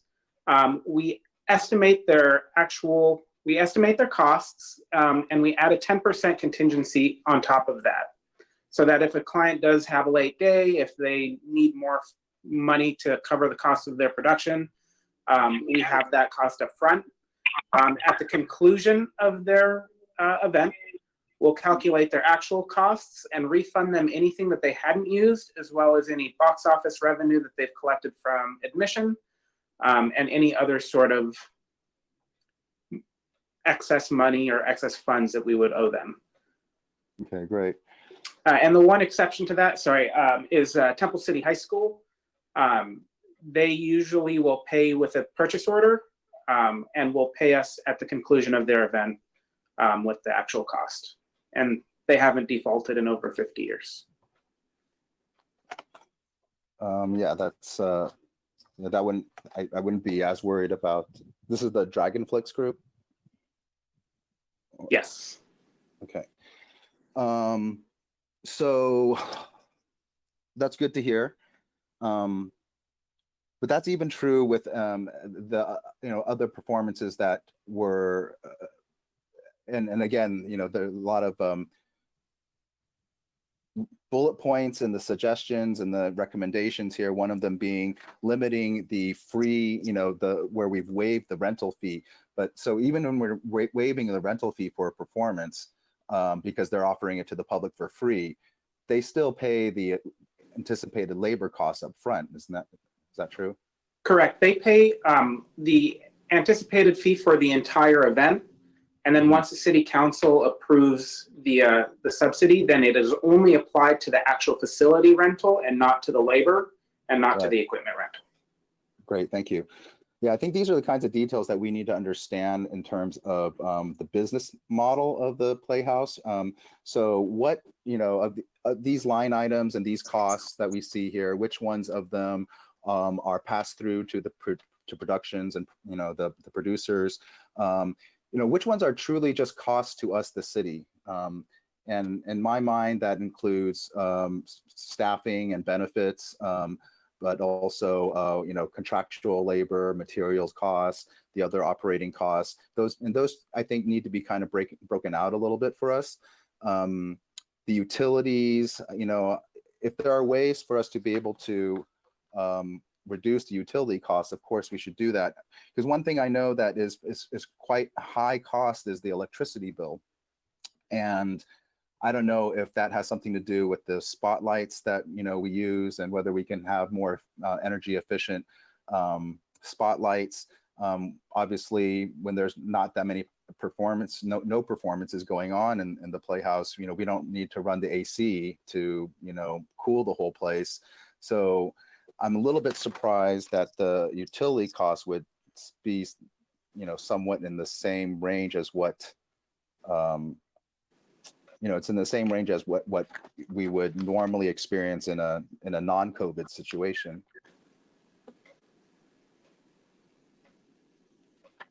If the council would like, we can get a more detailed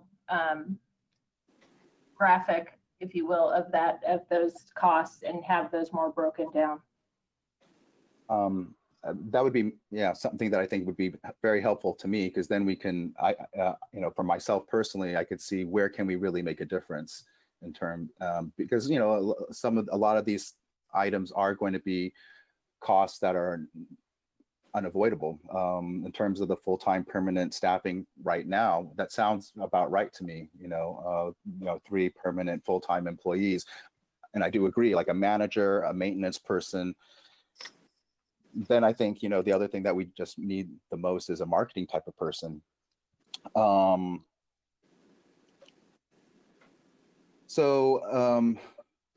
think a lot of those things, for me, then, as we've been discussing, we need to start thinking about these issues so that as we're, hopefully for the remainder of this calendar year, we can adjust and maximize whatever revenue that we can get, and then limit or reduce some of the costs. I think that, whatever funding that we have available to continue to invest in the Playhouse and spruce it up, we should take this time to get those projects done, if it's possible, because then again, it'll be better for photos, it'll be better for our marketing.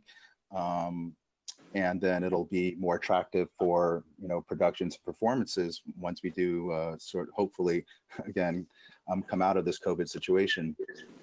I would add that so obviously continue marketing for live stream and filming, maybe even for photo shoots. I don't know if we charge. I tend to think a lot of times people will just go and do a photo shoot, but maybe, with this outpouring of support from members of the community who love the Mission Playhouse, if we advertise that, they can get a photo permit for $50 or $100, that might, help us to generate a little bit of revenue that way too.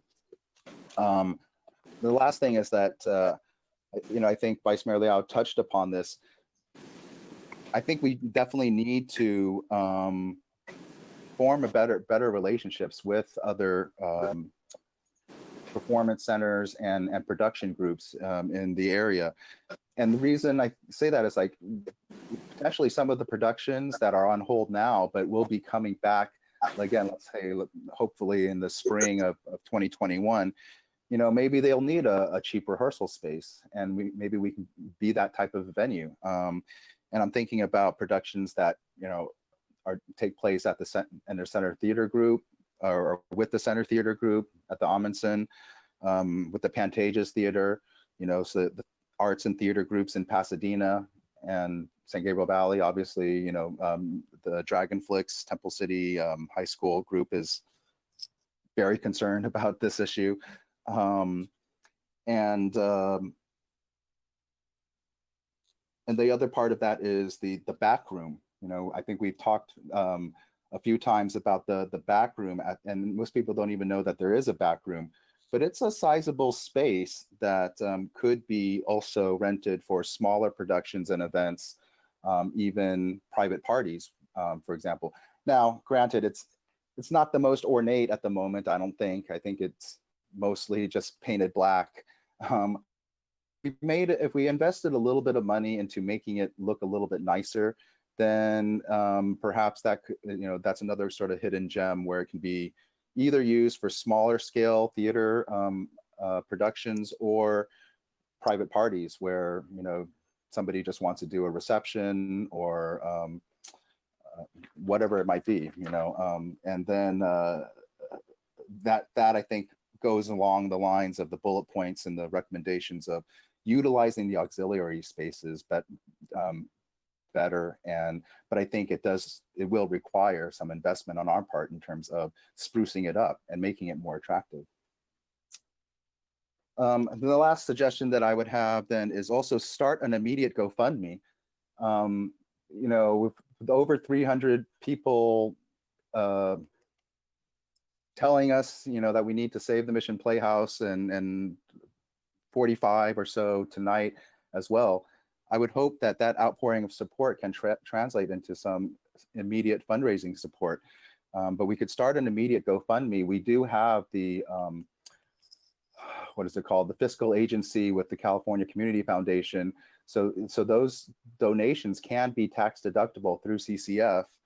And then, so if we sent everybody who made a public comment via email, an email back, and I think, others have had this idea too, so I'm not going to claim originality in this, but if, we started a GoFundMe page or something along those lines with a link to that, as well as a link that makes it easy for all of those supporters, all of those members of the community to find out what they need to do in terms of to either do a live stream event or to book, a portion of the Playhouse for a small event. There's not much that is allowed under the county rules at the moment, but again, we need to start thinking about, maybe the lobby again would be, the lobby is a beautiful area, and for some types of social distanced types of events that are smaller scale, maybe there's some revenue that can be generated that way. But we need to start just putting that together and then making it easy for all these people who are supporters of the Playhouse to support it,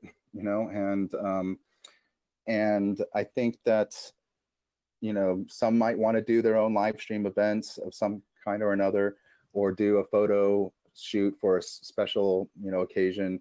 We just passed graduation season, so unfortunately that one's not coming back, but birthdays or in the future, other things that are coming up, anniversaries, quinceañeras, those types of events. I think if there's a willingness in the part of the public to provide a small photo shoot fee, then perhaps we can start generating a little bit of revenue that way as well. So that's my suggestions, and thanks for thanks for humoring me in terms of the sort of like long-winded questions and whatnot. But yeah, I don't think there was ever any question in most of our minds that we were going to keep the Mission Playhouse. The question is, how do we manage it in this difficult time? It sounds like we pretty much are at minimal staffing at the moment, but we need to adapt. We need to adapt, and then let's try to tap into this, like the floodgates of support for the Playhouse are now open, and let's tap into that and see if we can't, encourage people to donate however much they might be able to donate. Even $20 a person would be helpful, right? So, thank you. Just one note, Councilmember Pu, on your comment about the photo opportunities. Just several days ago, received an email from a professional photographer who has initiated a ghost light photo project during this COVID time. And so she has taken ghost light photos. So the ghost light is the light that always stays on in the theater. And she has taken photos of the theaters with just the perspective of the ghost light. It's pretty amazing. So she has done other theaters, and she's very interested in the Mission Playhouse. So that is something that it will hopefully be happening very soon.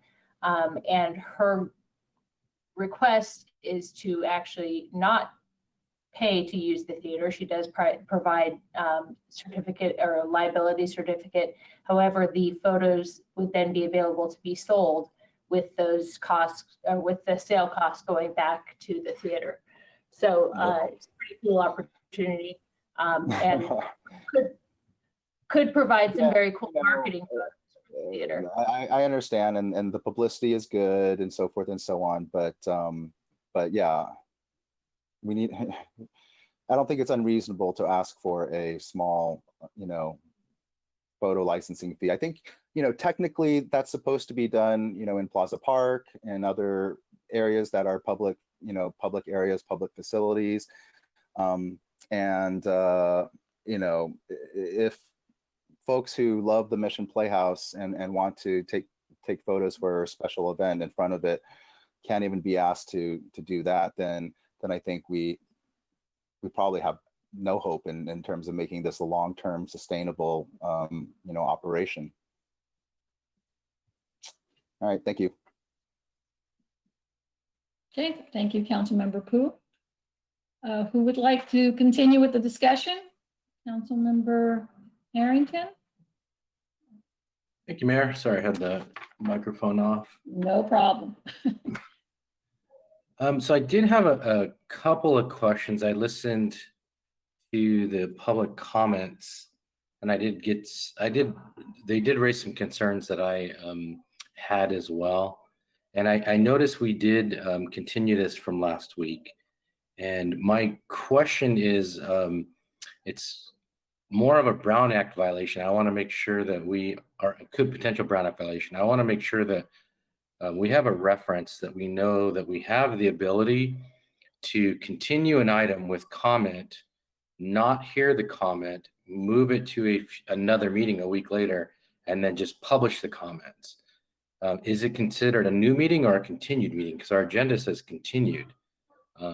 If it's continued, my understanding is we would have to then read the comments from the same item. I couldn't find a reference that said we don't have to read them. I just want to make sure we're operating correctly there. Yeah, the staff did this at my suggestion. My understanding is what happened, what we chose to do was table the item, take it off calendar. So it was not considered, it was off calendar and not considered at our last meeting.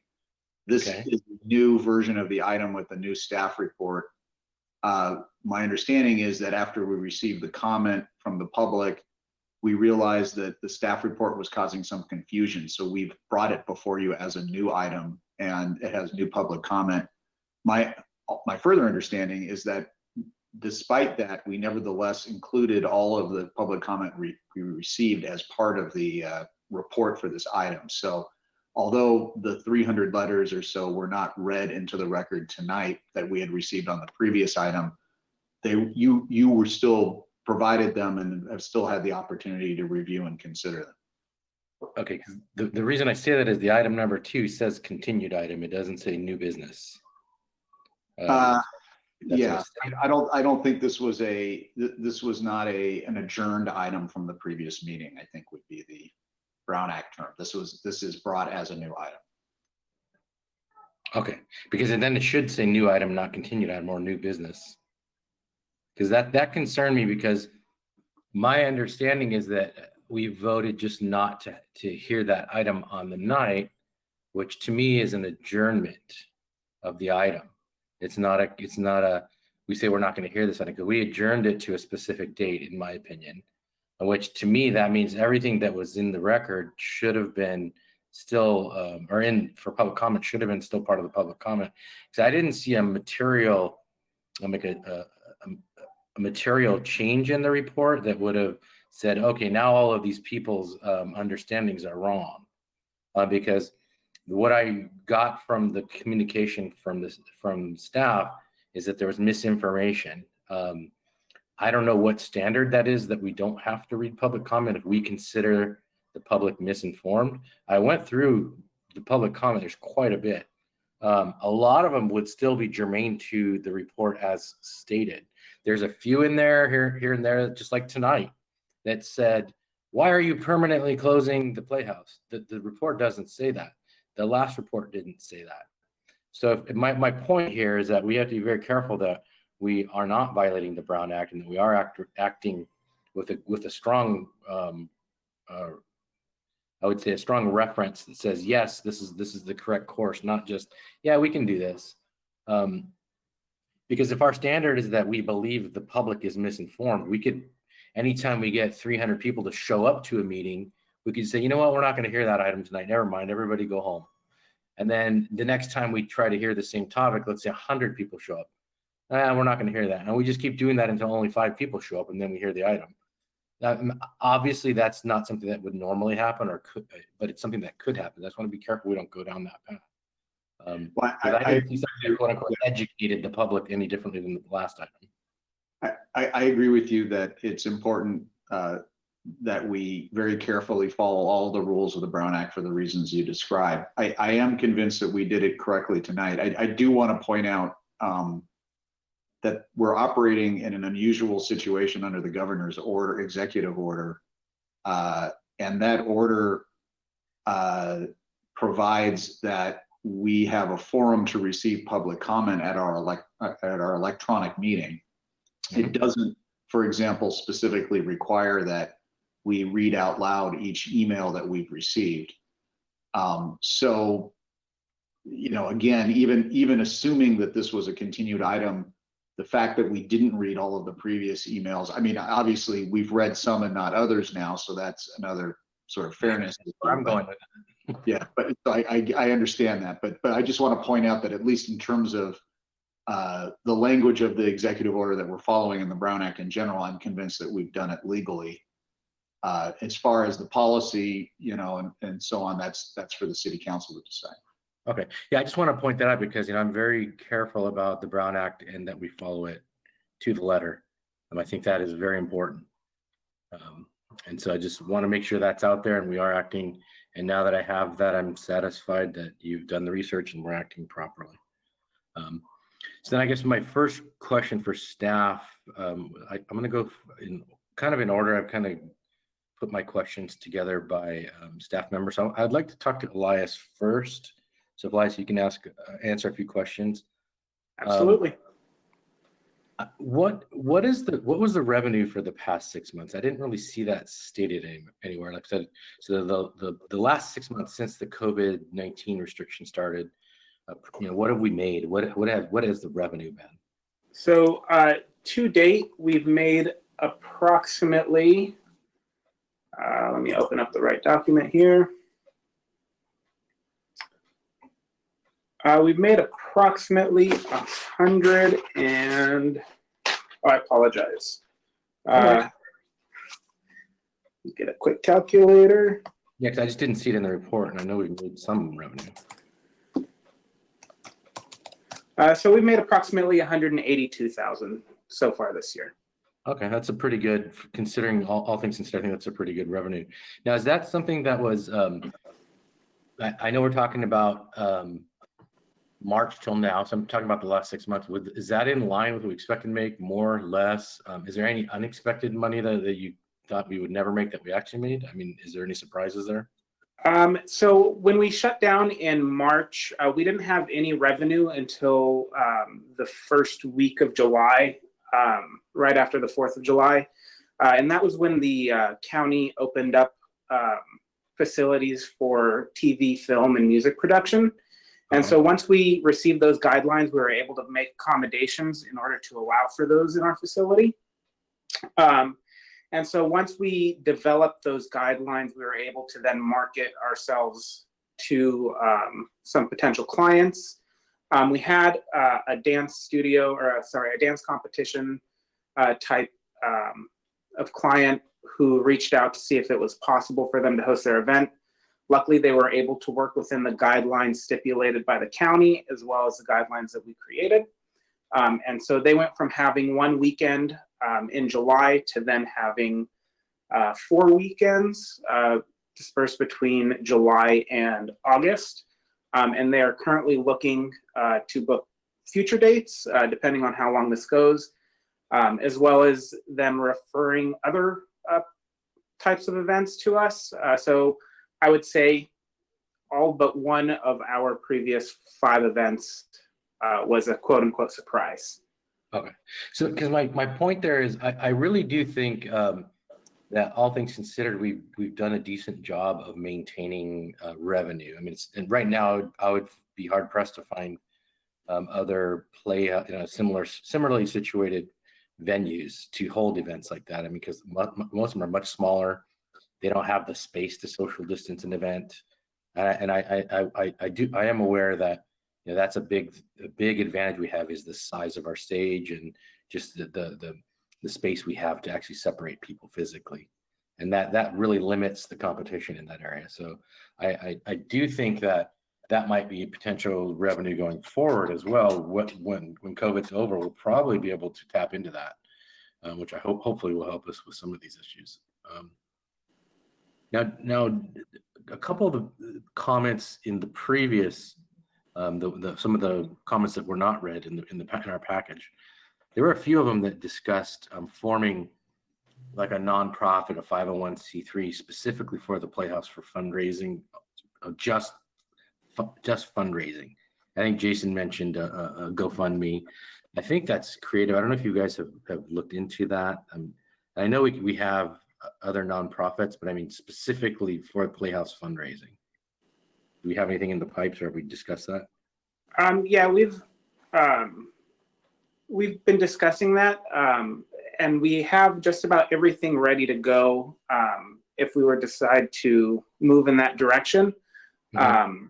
The next hurdle, I would say, is finding a board to sit in that 501c3 or as a board of that 501c3, as well as getting all of the paperwork through the legal process of getting approved.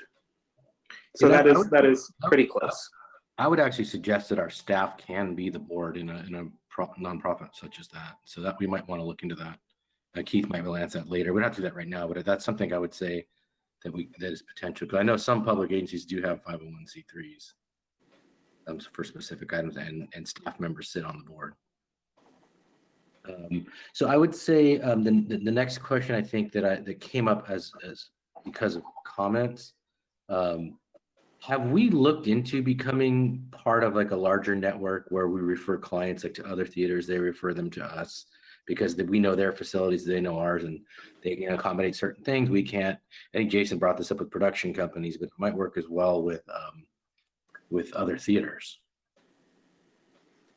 Yeah, so we are part of an organization, a listserv, if you will, of an organization called California Presenters. Mm-hmm. And we do see a lot of their posts. They've slowed down significantly since COVID, and they've kind of shifted gears as to what they discuss with reopening and that sort of a thing. So we are part of those types of organizations.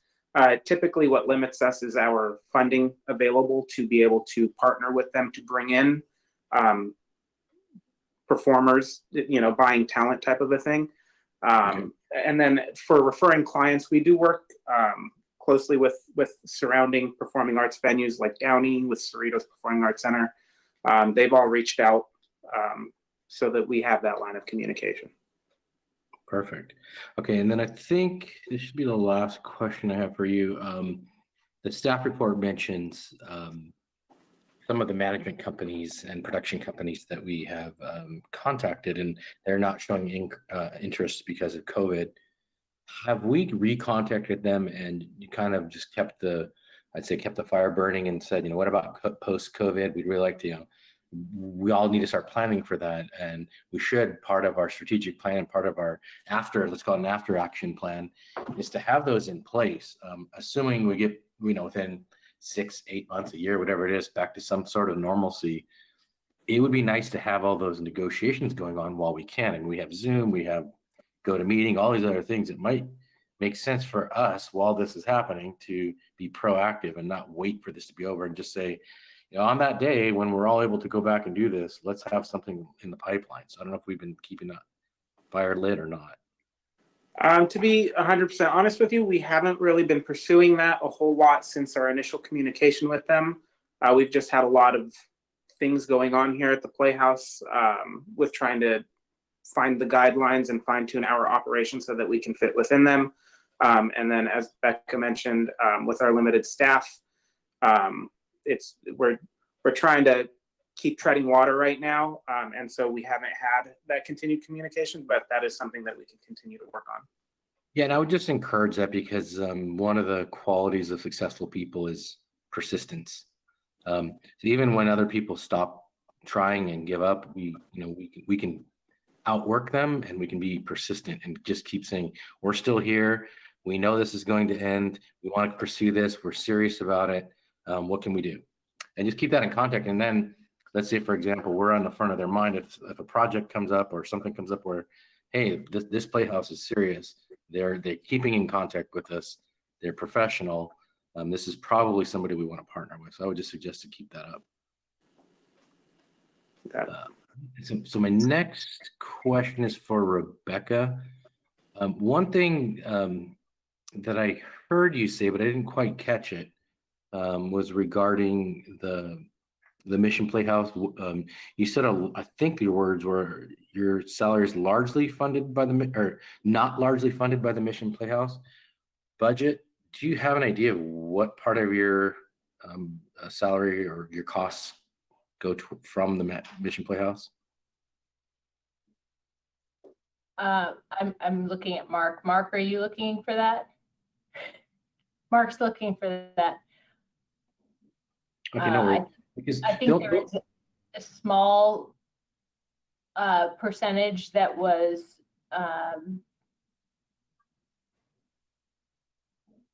I guess I'll wait for Mark to address that. It's okay. It's not something that's super important. I just like to, and it's going to relate to some questions I have for Mark as well. So we can wait till Mark on that one. I think my entire salary, if you will, is still funded by community services. And when the acting position came up, there was a small token from the Playhouse that was added to the salary for taking on the new department.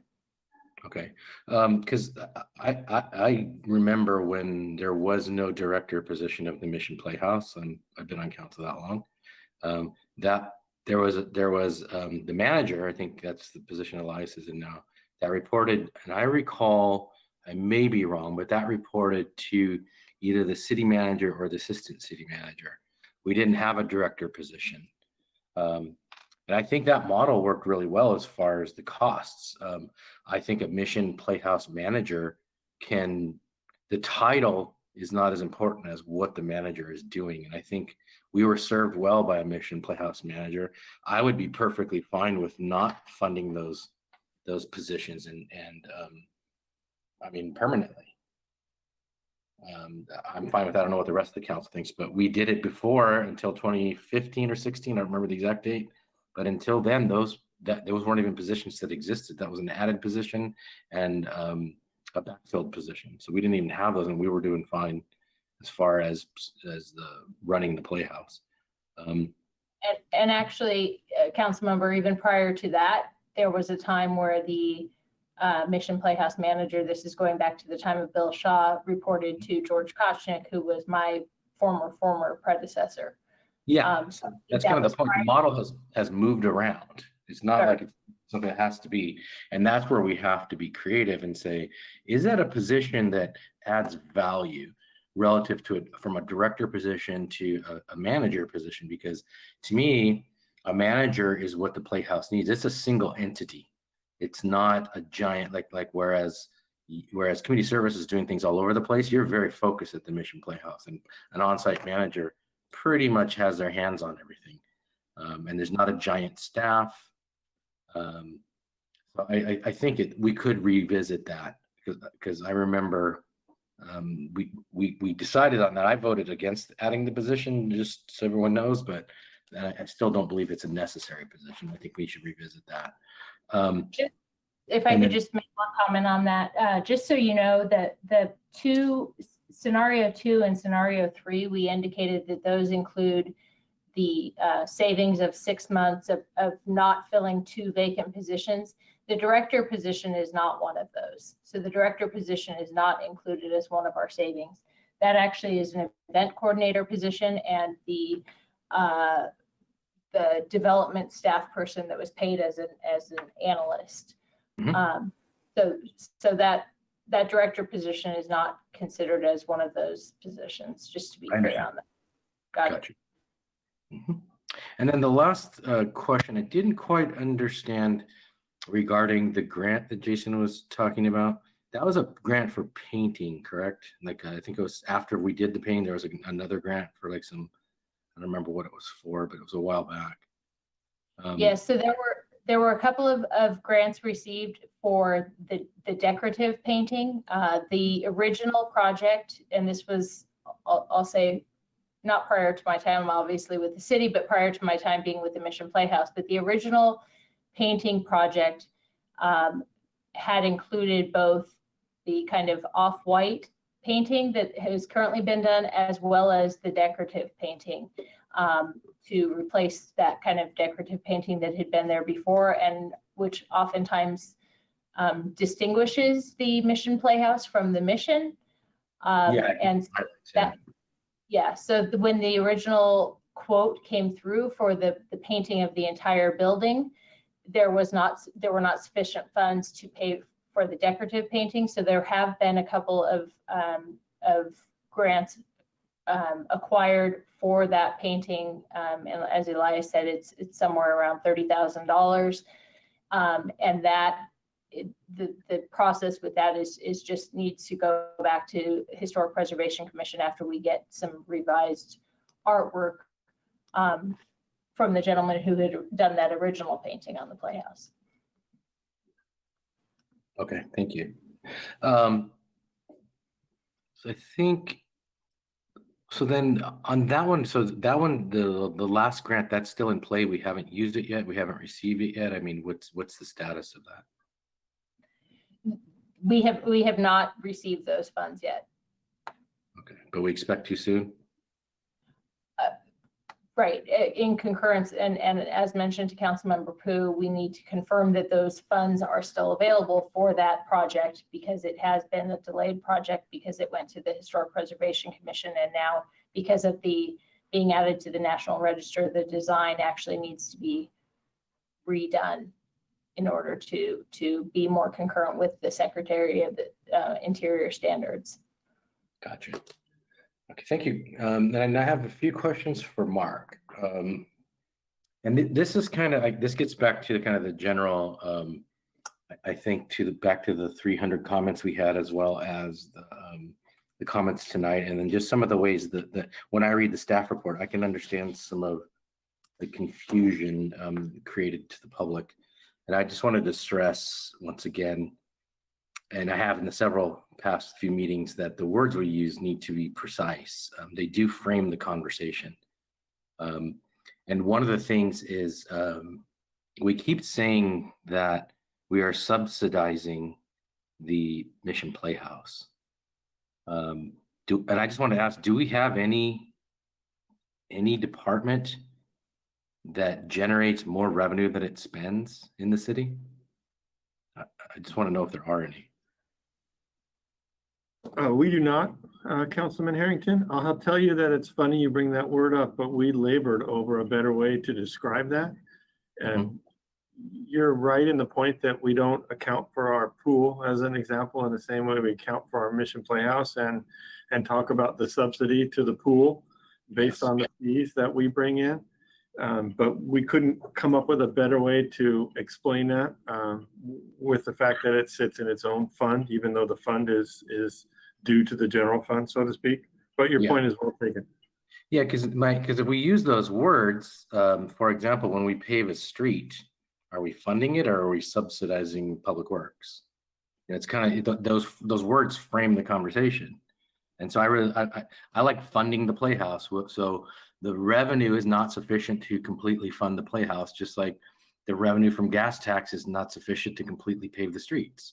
Those are just realities that we have. And so then that changes the mindsets of staff, of council and public. So then we think of, is the amount of money we're spending spent wisely? And is there value to what we're spending? And that's why I see this as more of a value. It's a cultural value, it's a venue. And so when we say that, I would say, like, when we have a lot of events in and around the Playhouse, are we billing the city for that, or is the Playhouse just kind of quote unquote eating it? Do they get a chunk of money for that or not? Because and then once again, are we subsidizing the event from the Playhouse to the rest of the city, or should we be giving money to the Playhouse to hold that event? And I know we get staff time and all that, and that's accounted for, but I mean the actual like use of the Playhouse. I mean, could they bill the city or at least increase their quote unquote revenue on paper? And then it's not a quote unquote subsidy; it's revenue. You're right, and we calculated that cost. We felt it was important to be put in the staff report. We didn't calculate it down to the penny, but we estimated that per fiscal year, it's about $170,000 of service that the Mission Playhouse provides back to the city. But that's not in the budget of the Playhouse, though, correct? As a No. revenue. Yeah. That would be That right there cuts the quote unquote deficit or the subsidy down quite a bit if we actually changed our wording and our thinking. So that's why I like to think in those terms, because when you're precise with your words, you can completely change the way people think about something like the Playhouse. And I know there's a lot of commenters out there that's how they're viewing it, as a value, not as a deficit. So that's kind of why I like to frame it that way. And then it really does. So when we say it needs to be self-sustaining, what exactly does that mean? Our streets are not self-sustaining. Our police are not self-sustaining. Our fire are not self-sustaining. Our community development is not self-sustaining. They all take money, and that money comes from the taxes that we collect from all the various sources. So then it becomes a value decision. Is this money that we're spending worth it? And so I believe the public has commented, they believe it's worth it. Now it's for the council to figure out what we think is worth it. And we represent and work for the people of San Gabriel. And so then that comes down to more of a policy slash, I would say, fiscal decision and where we place our value. And I guess the question out of that would be, the voters just passed Measure SG. So if that money had not come in and we didn't have COVID related problems, where would we be right now? So let's say, for example, there was no COVID, it went away, but there's also no Measure SG. So we have less revenue, but we also have no issue of the closure.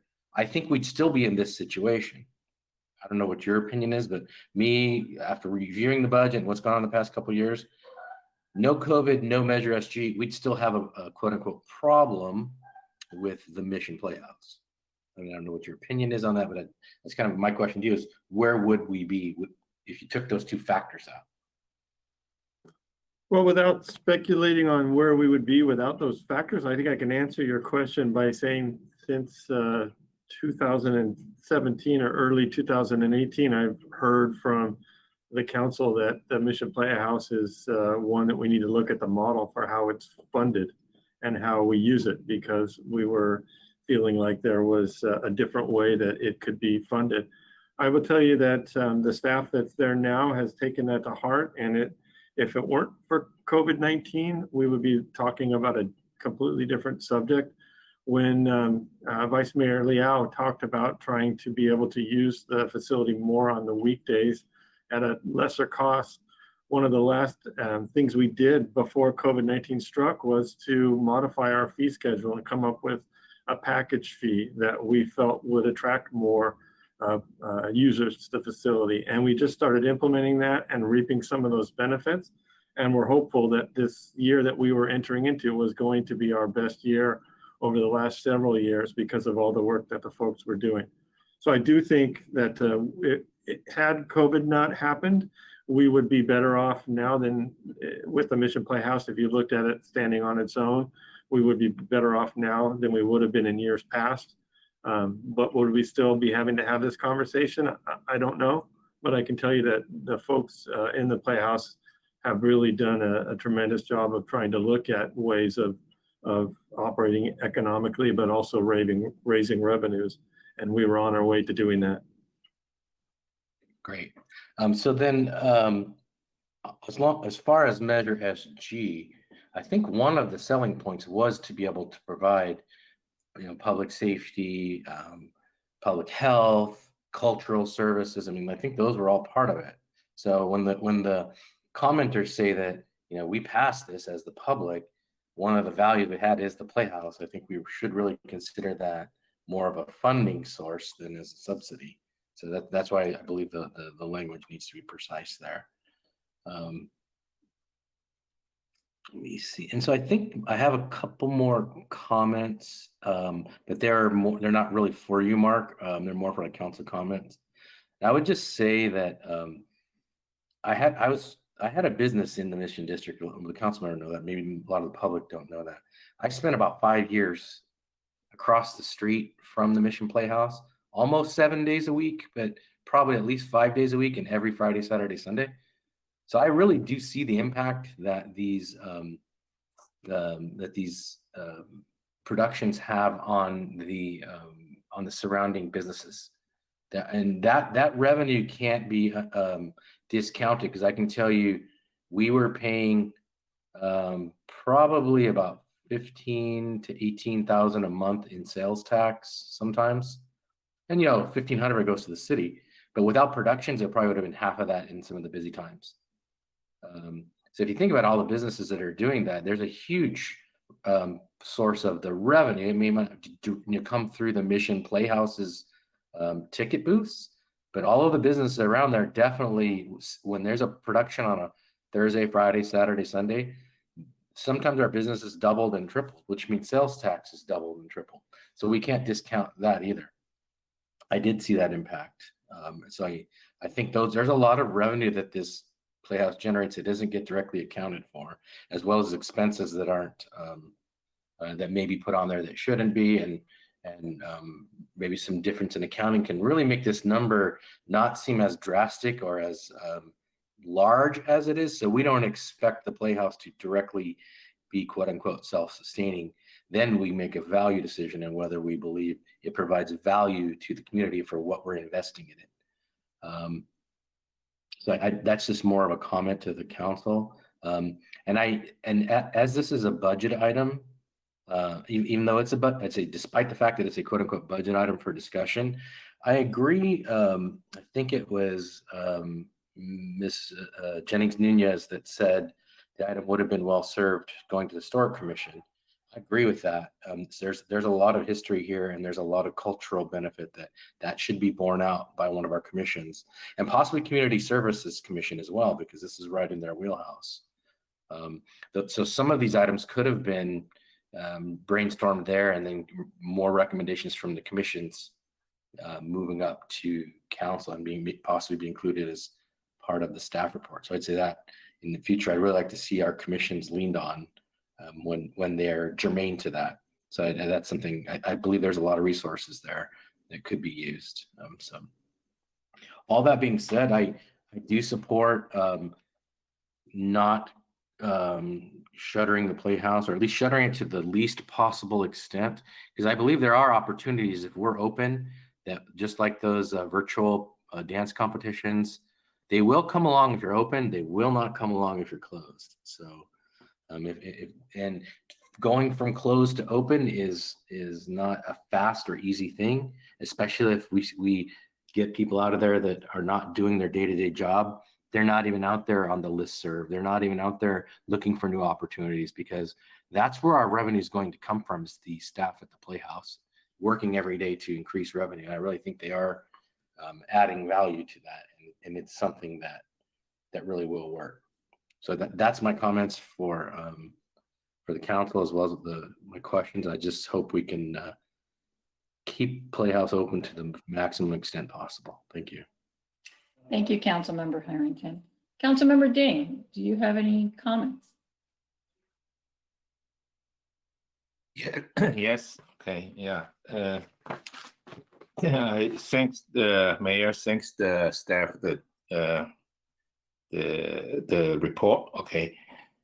right now because discusses 3 scenario. Okay, based on all so yeah, thanks to all the 300 and today had 400 450 the public comments. It's yeah, I get the people the voice. Okay, and I'm sorry to interrupt. You mean the 45 comments today? Not 45, yeah, 45, Yes. yeah. Okay. All right, great. 45 comments. Okay. So yeah, okay. This for me, it's like just 2 weeks ago, I got this notice regarding the Mission Playhouse. Okay, the like we discussed, want to close or not close or continue. So after read the report, okay, and scenario 1, it's definitely I don't think about it. If I use my council member to think about it, but I also use it if I'm a resident with the San Gabriel. I love this for me it's like a landmark in our city. Okay, and yeah, now consider about scenario 1 and scenario 2 and 3, and based on the staff report, actually scenario 3 is it's a more looks like it's you have more chance to get the like subsidy like deficit. It's less than scenario 2, but also it's good for the Mission Playhouse to like continue to use the live stream as some activity and then make some like keep the city hall the Mission Playhouse running and the general revenue. And that's good things. And also, I think, yeah, this is a pandemic. It's today we need talking about like a short term. It's how good can we go through this pandemic? What's this, so that's these 3 scenario. But we also have to discuss like the rest of the council member discuss about the long term. How can we let the Mission Playhouse to running? So. Also for the scenario 2, I asking before meeting, I asking the cities asking Mark, asking the Rebecca. So if you temporary just closure, I also think about it like if you want to reopen, maybe have a lot of the uncertainty, the expense to cost. Probably maybe cost more money to reopen it. So that's my suggestion. It's definitely it's like scenario 3, keep going, and for our live stream, it's thanks to staff they create a new client like a live stream the filming. So hopefully for the future year we still can have this kind of new client to generate our new revenue. And also I hear about some like community leader, community member. Even I involved like called AATF, Asia American Talent Foundation. They like last more than 1 decade. They have like every 2 years have the performance with the Mission Playhouse. This organization we already plan to the next year continue with the Mission Playhouse, have this kind of like Asia American the focus dancing. It's really good performance. So I suggest all people you can when the next year you can it's all you can to see this kind of performance. So yeah, so sounds like the organization if the recently the client they continue they wish next year can reopen it, they still can use our facility. So if we close it, maybe lose our recent client. Okay, so yeah, and so not that I think if we have currently have the good like live stream the film. Okay, actually have some like I know the organization they probably I already talked to Rebecca, but because they maybe have to follow the regulation, but some organization they say, hey, I just want like outside the Mission Playhouse have some like keep social distance, the some event, or maybe use our Mission Playhouse, the parking lot. Some people, they say maybe we can, even that we offer like we have the restaurant business, say they can do the outdoor the dining. Maybe we can, this option, maybe a weekend, or we open maybe some like some small restaurant that maybe they cannot use the outdoor dining. Maybe they can rent from the city, the parking lot, to do some this kind of outdoor dining. But I don't know, I need to ask him, Rebecca or Eliza, this is reliable, the idea. Okay, so maybe also help us generate the revenue for us. Yeah, and this is for the short term. Hopefully we can go through the this pandemic. But for the long run, I agree the rest of the council member. So we like also the staff suggestion have the consider like develop the 501c3 the organization, have the fundraising that dedicated for the Mission Playhouse.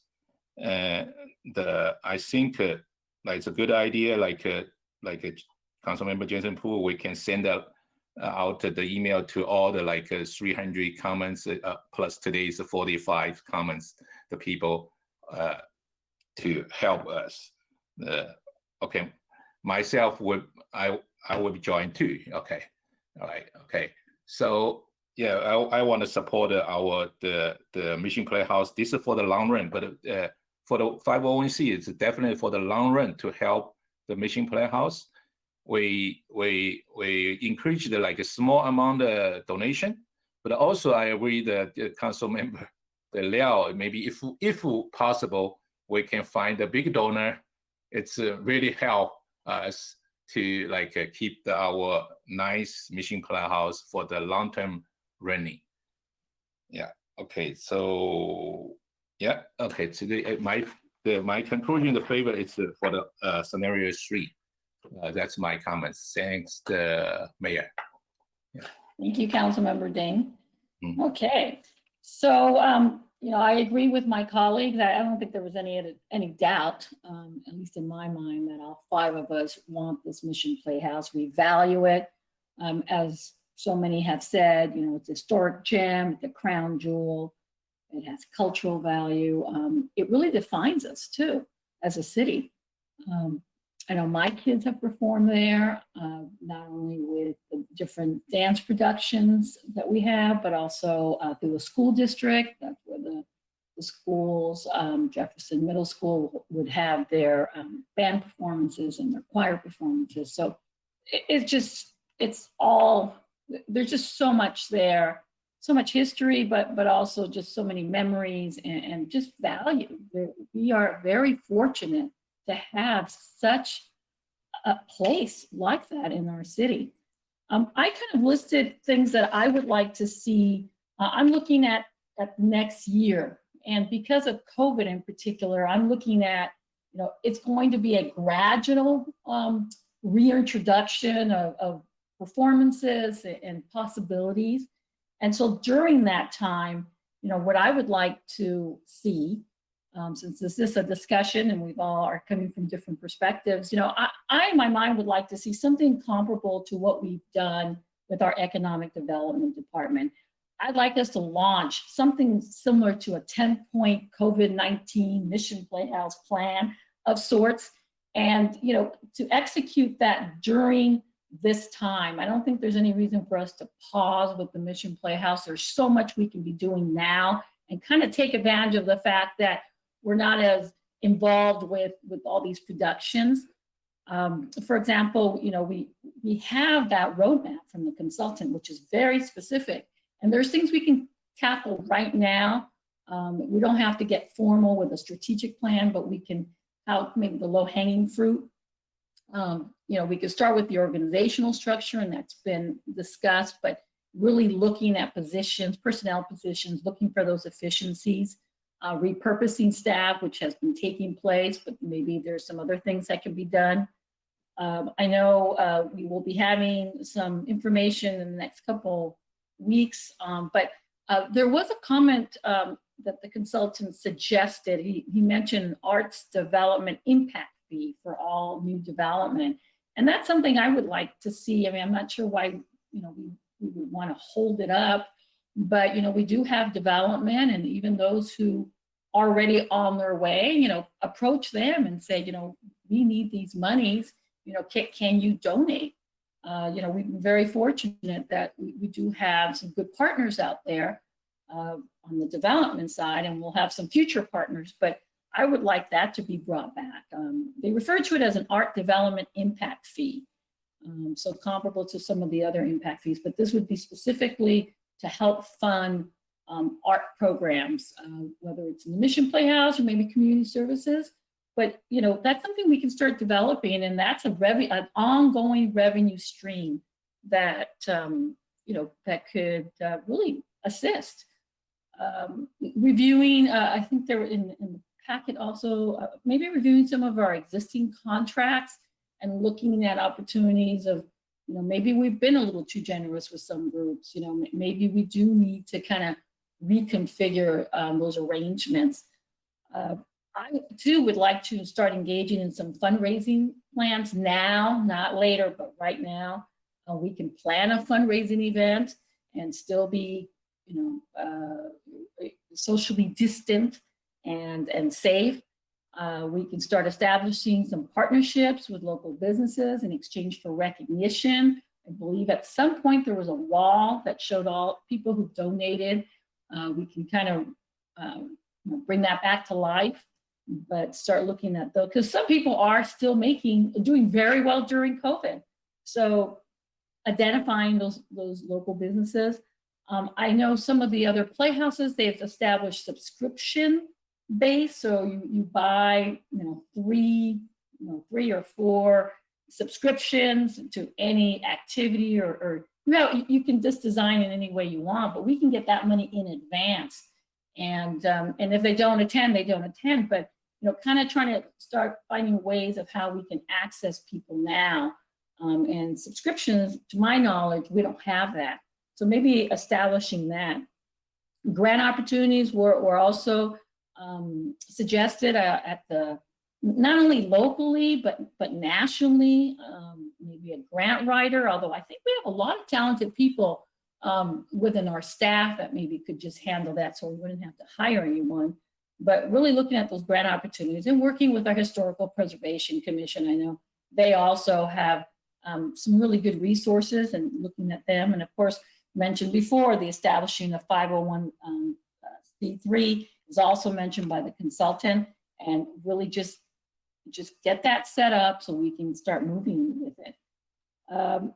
Regarding, I would also like to see expanding the marketing and communication capacity, being innovative. I know with other playhouses, as I'm talking to people, art is art. People still need it, and it's just a matter of how are we delivering it, and just being creative, talking with other playhouses that have not closed, and finding out how are they changing it.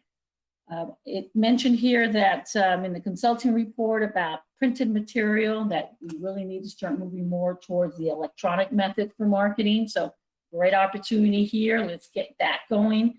We don't have to do printed. It's so expensive to do printed. Forming relationships with local news organizations. We had a really successful, I think the most successful press conference when we launched the 10-point plan, and we announced the grants for small businesses and housing relief. We need to do something like that to let people know from all walks. We had KPCC, we had Channel 4, we had all the Chinese media, we had the Spanish media. Let them know we're here and we're doing X, Y, and Z during COVID, and after COVID, we're going to be doing, ABC. But maybe get a press conference together and let people know about us, because I know in the report it talked about that we kind of limited ourselves to a very small radius.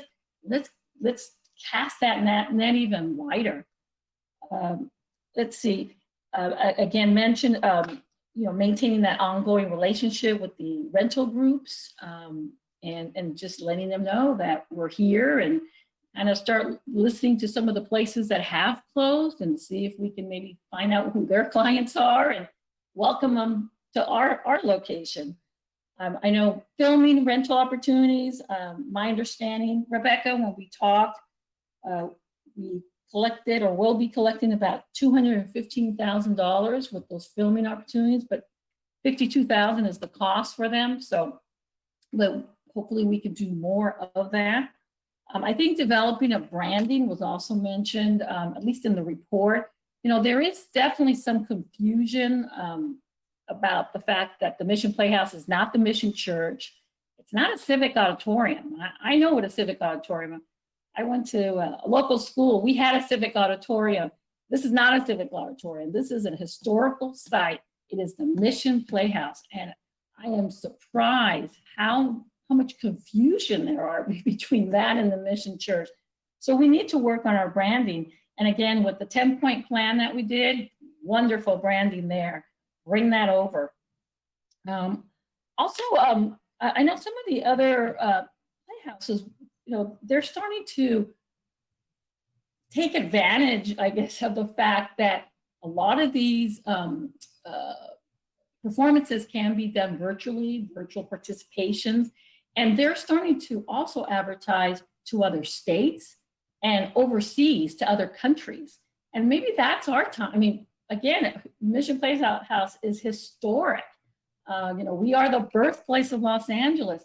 Start seeing if there's some contacts, let's cross the border to other states, to other countries, and see if we can share about our Mission Playhouse and maybe get some of those people to start subscribing because, we're all kind of stuck at home these days, but, they may want to participate. They may want to not only help the arts or a performance theater like ours, but also give them an opportunity to be here, but not really be here through, but through virtually. So, maybe start considering something like that, just expanding our access.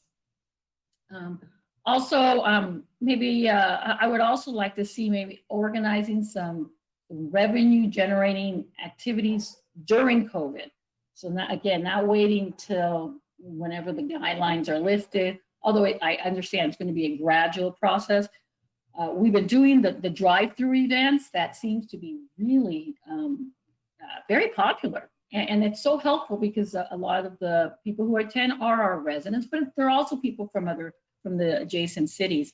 And maybe we can start making it much more of a fundraiser per se, charge attendees, let them know that, we're just trying to raise money to keep our Mission Playhouse, going. You could maybe have sliding scale for ticket prices. So if you're in the front, you pay a little bit more. In the back, you pay less.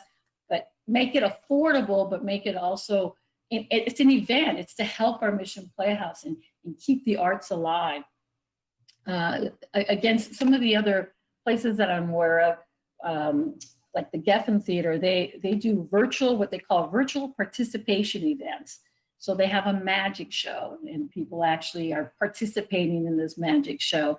A jazz concert, you're letting people know, or you're letting the musicians know what song you want them to play, but really start changing it a bit and trying to reach all kind of generations.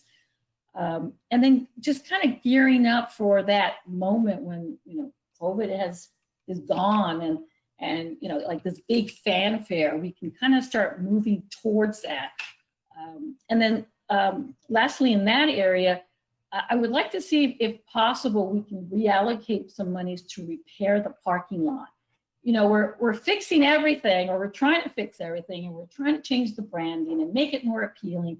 But that parking lot, it needs some TLC. And I know Public Works, they have limited funding too, but hopefully through all these other efforts, we can fix our parking lot.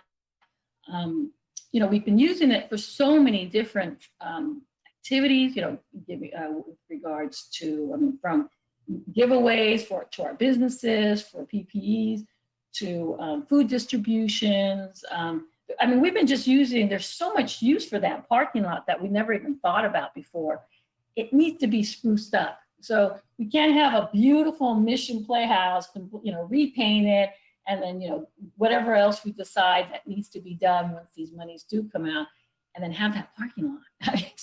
It doesn't match. So I'd like to see some plan to try to make it more desirable. And then lastly, I would like to see maybe, and I didn't know what to call it, because in the report they called it an advisory committee, and it seemed a little too formal for now. Maybe, down the road. But for now, I think I'd like to maybe call it something like a think tank, because we have, between public comment and just people in our community, we can really do some strong brainstorming, but you need people who understand that business, who are in the theater world. And, and also who understand the value of the Mission Playhouse. So again, I'd like to kind of bring in the Historical Preservation Commission.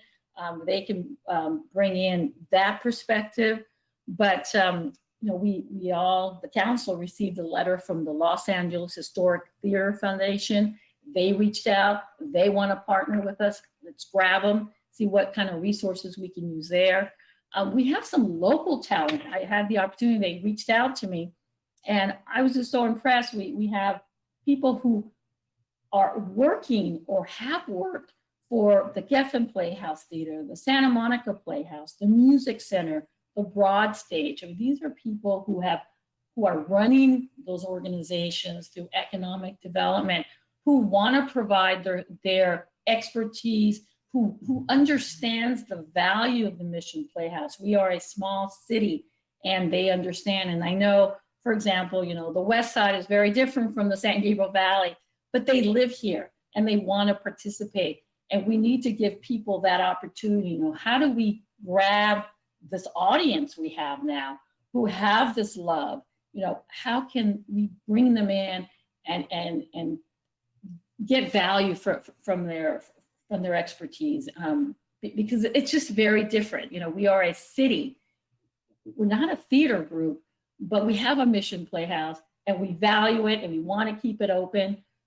So let's take advantage of some of the resources that we have that at no cost. They just want to help. So let's grab them. And then the San Gabriel Valley Music Theater Group, it was a professional group, and it was made up of local theater enthusiasts. So, a very, very local group that had established itself. They rented the Playhouse, and then they paid the performers. And although the productions were although the focus was on productions, they did bring in some large donors. And then eventually they had to close. It just didn't become affordable for them anymore. But it would still be helpful to have them part of this think tank and debrief, why did they have to close it? Why couldn't they raise enough money? I just think, that those could be really valuable. They've kind of gone through it once, and they can tell us what were the shortfalls, what were the blind spots that we just missed completely, and how can we do better going forward. So those are just some of the ideas I have, but I concur with my colleagues. This is a place that must stay open, but we just can't be idle, and we can't just do business as usual. We need to respond to COVID, and we need to respond to the new environment that we have now and take advantage of the resources that we have. So that is all I have. Yes, Vice Mayor. So I want to answer your question regarding the donor for music theater. In the past, we did have a very generous, gentleman, and who is making good money in computer sales. And he has a daughter, and very talented, and wants to be a star. And so yeah, he donates a lot of money to the music theater. But after that, I think in the beginning we spent 200,000 per show, so that's way too much. And at the end, we cut it to 25,000, you know, and still cannot afford to use Mission Playhouse for performance. But I think during this COVID-19, we should be able to do some fundraising. For instance, we can do a driving movie theater, okay? And it will be popular, and we charge a fee to watch a movie. Or we can have a drive-in concert, you know, or any kinds of variety show or mariachi band playing, and we just charge fees. And if these artists willing to do pro bono, and that would be great, you know, because then we don't have to pay them. So that's something that we can do. And also we can do a donors wall. The donors wall will be located in the glass room. Okay, we're not using the glass room anymore. That glass room is to be rented to the San Gabriel Valley Artists Association, but sometimes we use that for private reception. We have an event rented to people, and they want to invite their VIP guests, and you know, but there's a wall used to hang the paintings and that kind of stuff.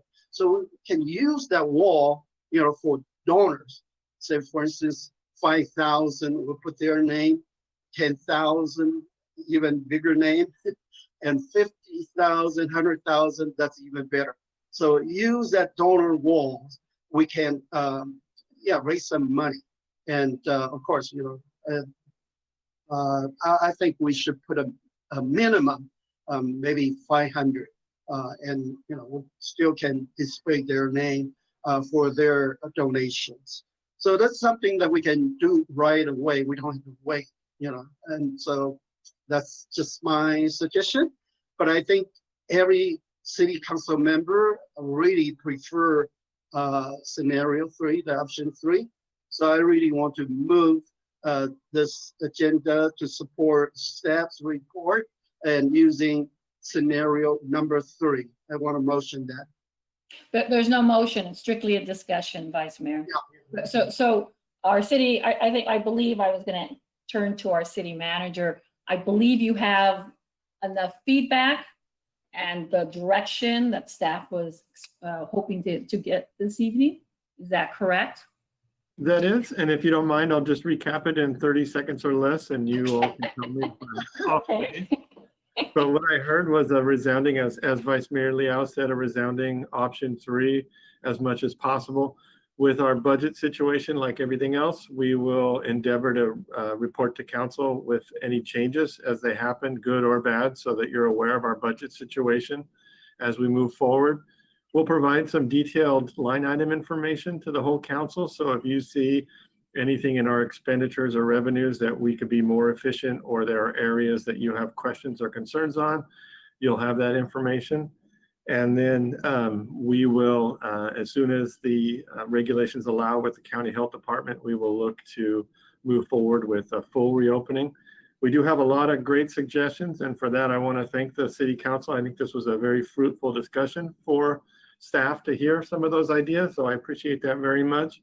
And I just want to close in thanking all of the staff, but Elias has been phenomenal through this and stepped up into his role and has done a great job. But I really owe a huge debt of gratitude to Rebecca for doing the services of both departments. And she has done it not only willingly, but with a smile. And her teammates and the executive team have tried to put her on their shoulders as much as possible and carry her around, but she won't allow us to do that, but she deserves it. And all of that she does with 3 kids at home, trying to home school them with the distance learning and everything else. So there's not anything I can do to thank her more than try and do it publicly. And then thanks again to all the council members for the great discussion tonight. I also wanted to thank Sharon Clark and her crew. They have amazing work, with so many public comments and being so thoughtful, responding to each one, responding to additional questions, and then, kind of moving up to, or, and then leading up to tonight, continuing to do the good work and just representing our city so well. So I wanted to thank Sharon and Marilyn and Adam. And there was one more I'm missing. Jessica, is it Jessica? Jessica. So thank you to them also. And of course, Rebecca and Elias, you are the Mission Playhouse. So thank you for your patience. And, I know, as Mark said, the work that's been done so far, the type of work that we've been asking for a long time. And you made it happen. You put it together, and it's just great information. And I look forward to future discussions. This is not the end. But I think what is very clear tonight is that, we want the Mission Playhouse to continue on.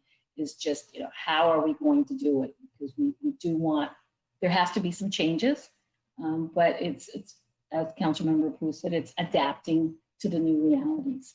So with that, I will now adjourn the meeting. The next regular City Council meeting will be held on Tuesday, September 1st, 2020 at 6:30.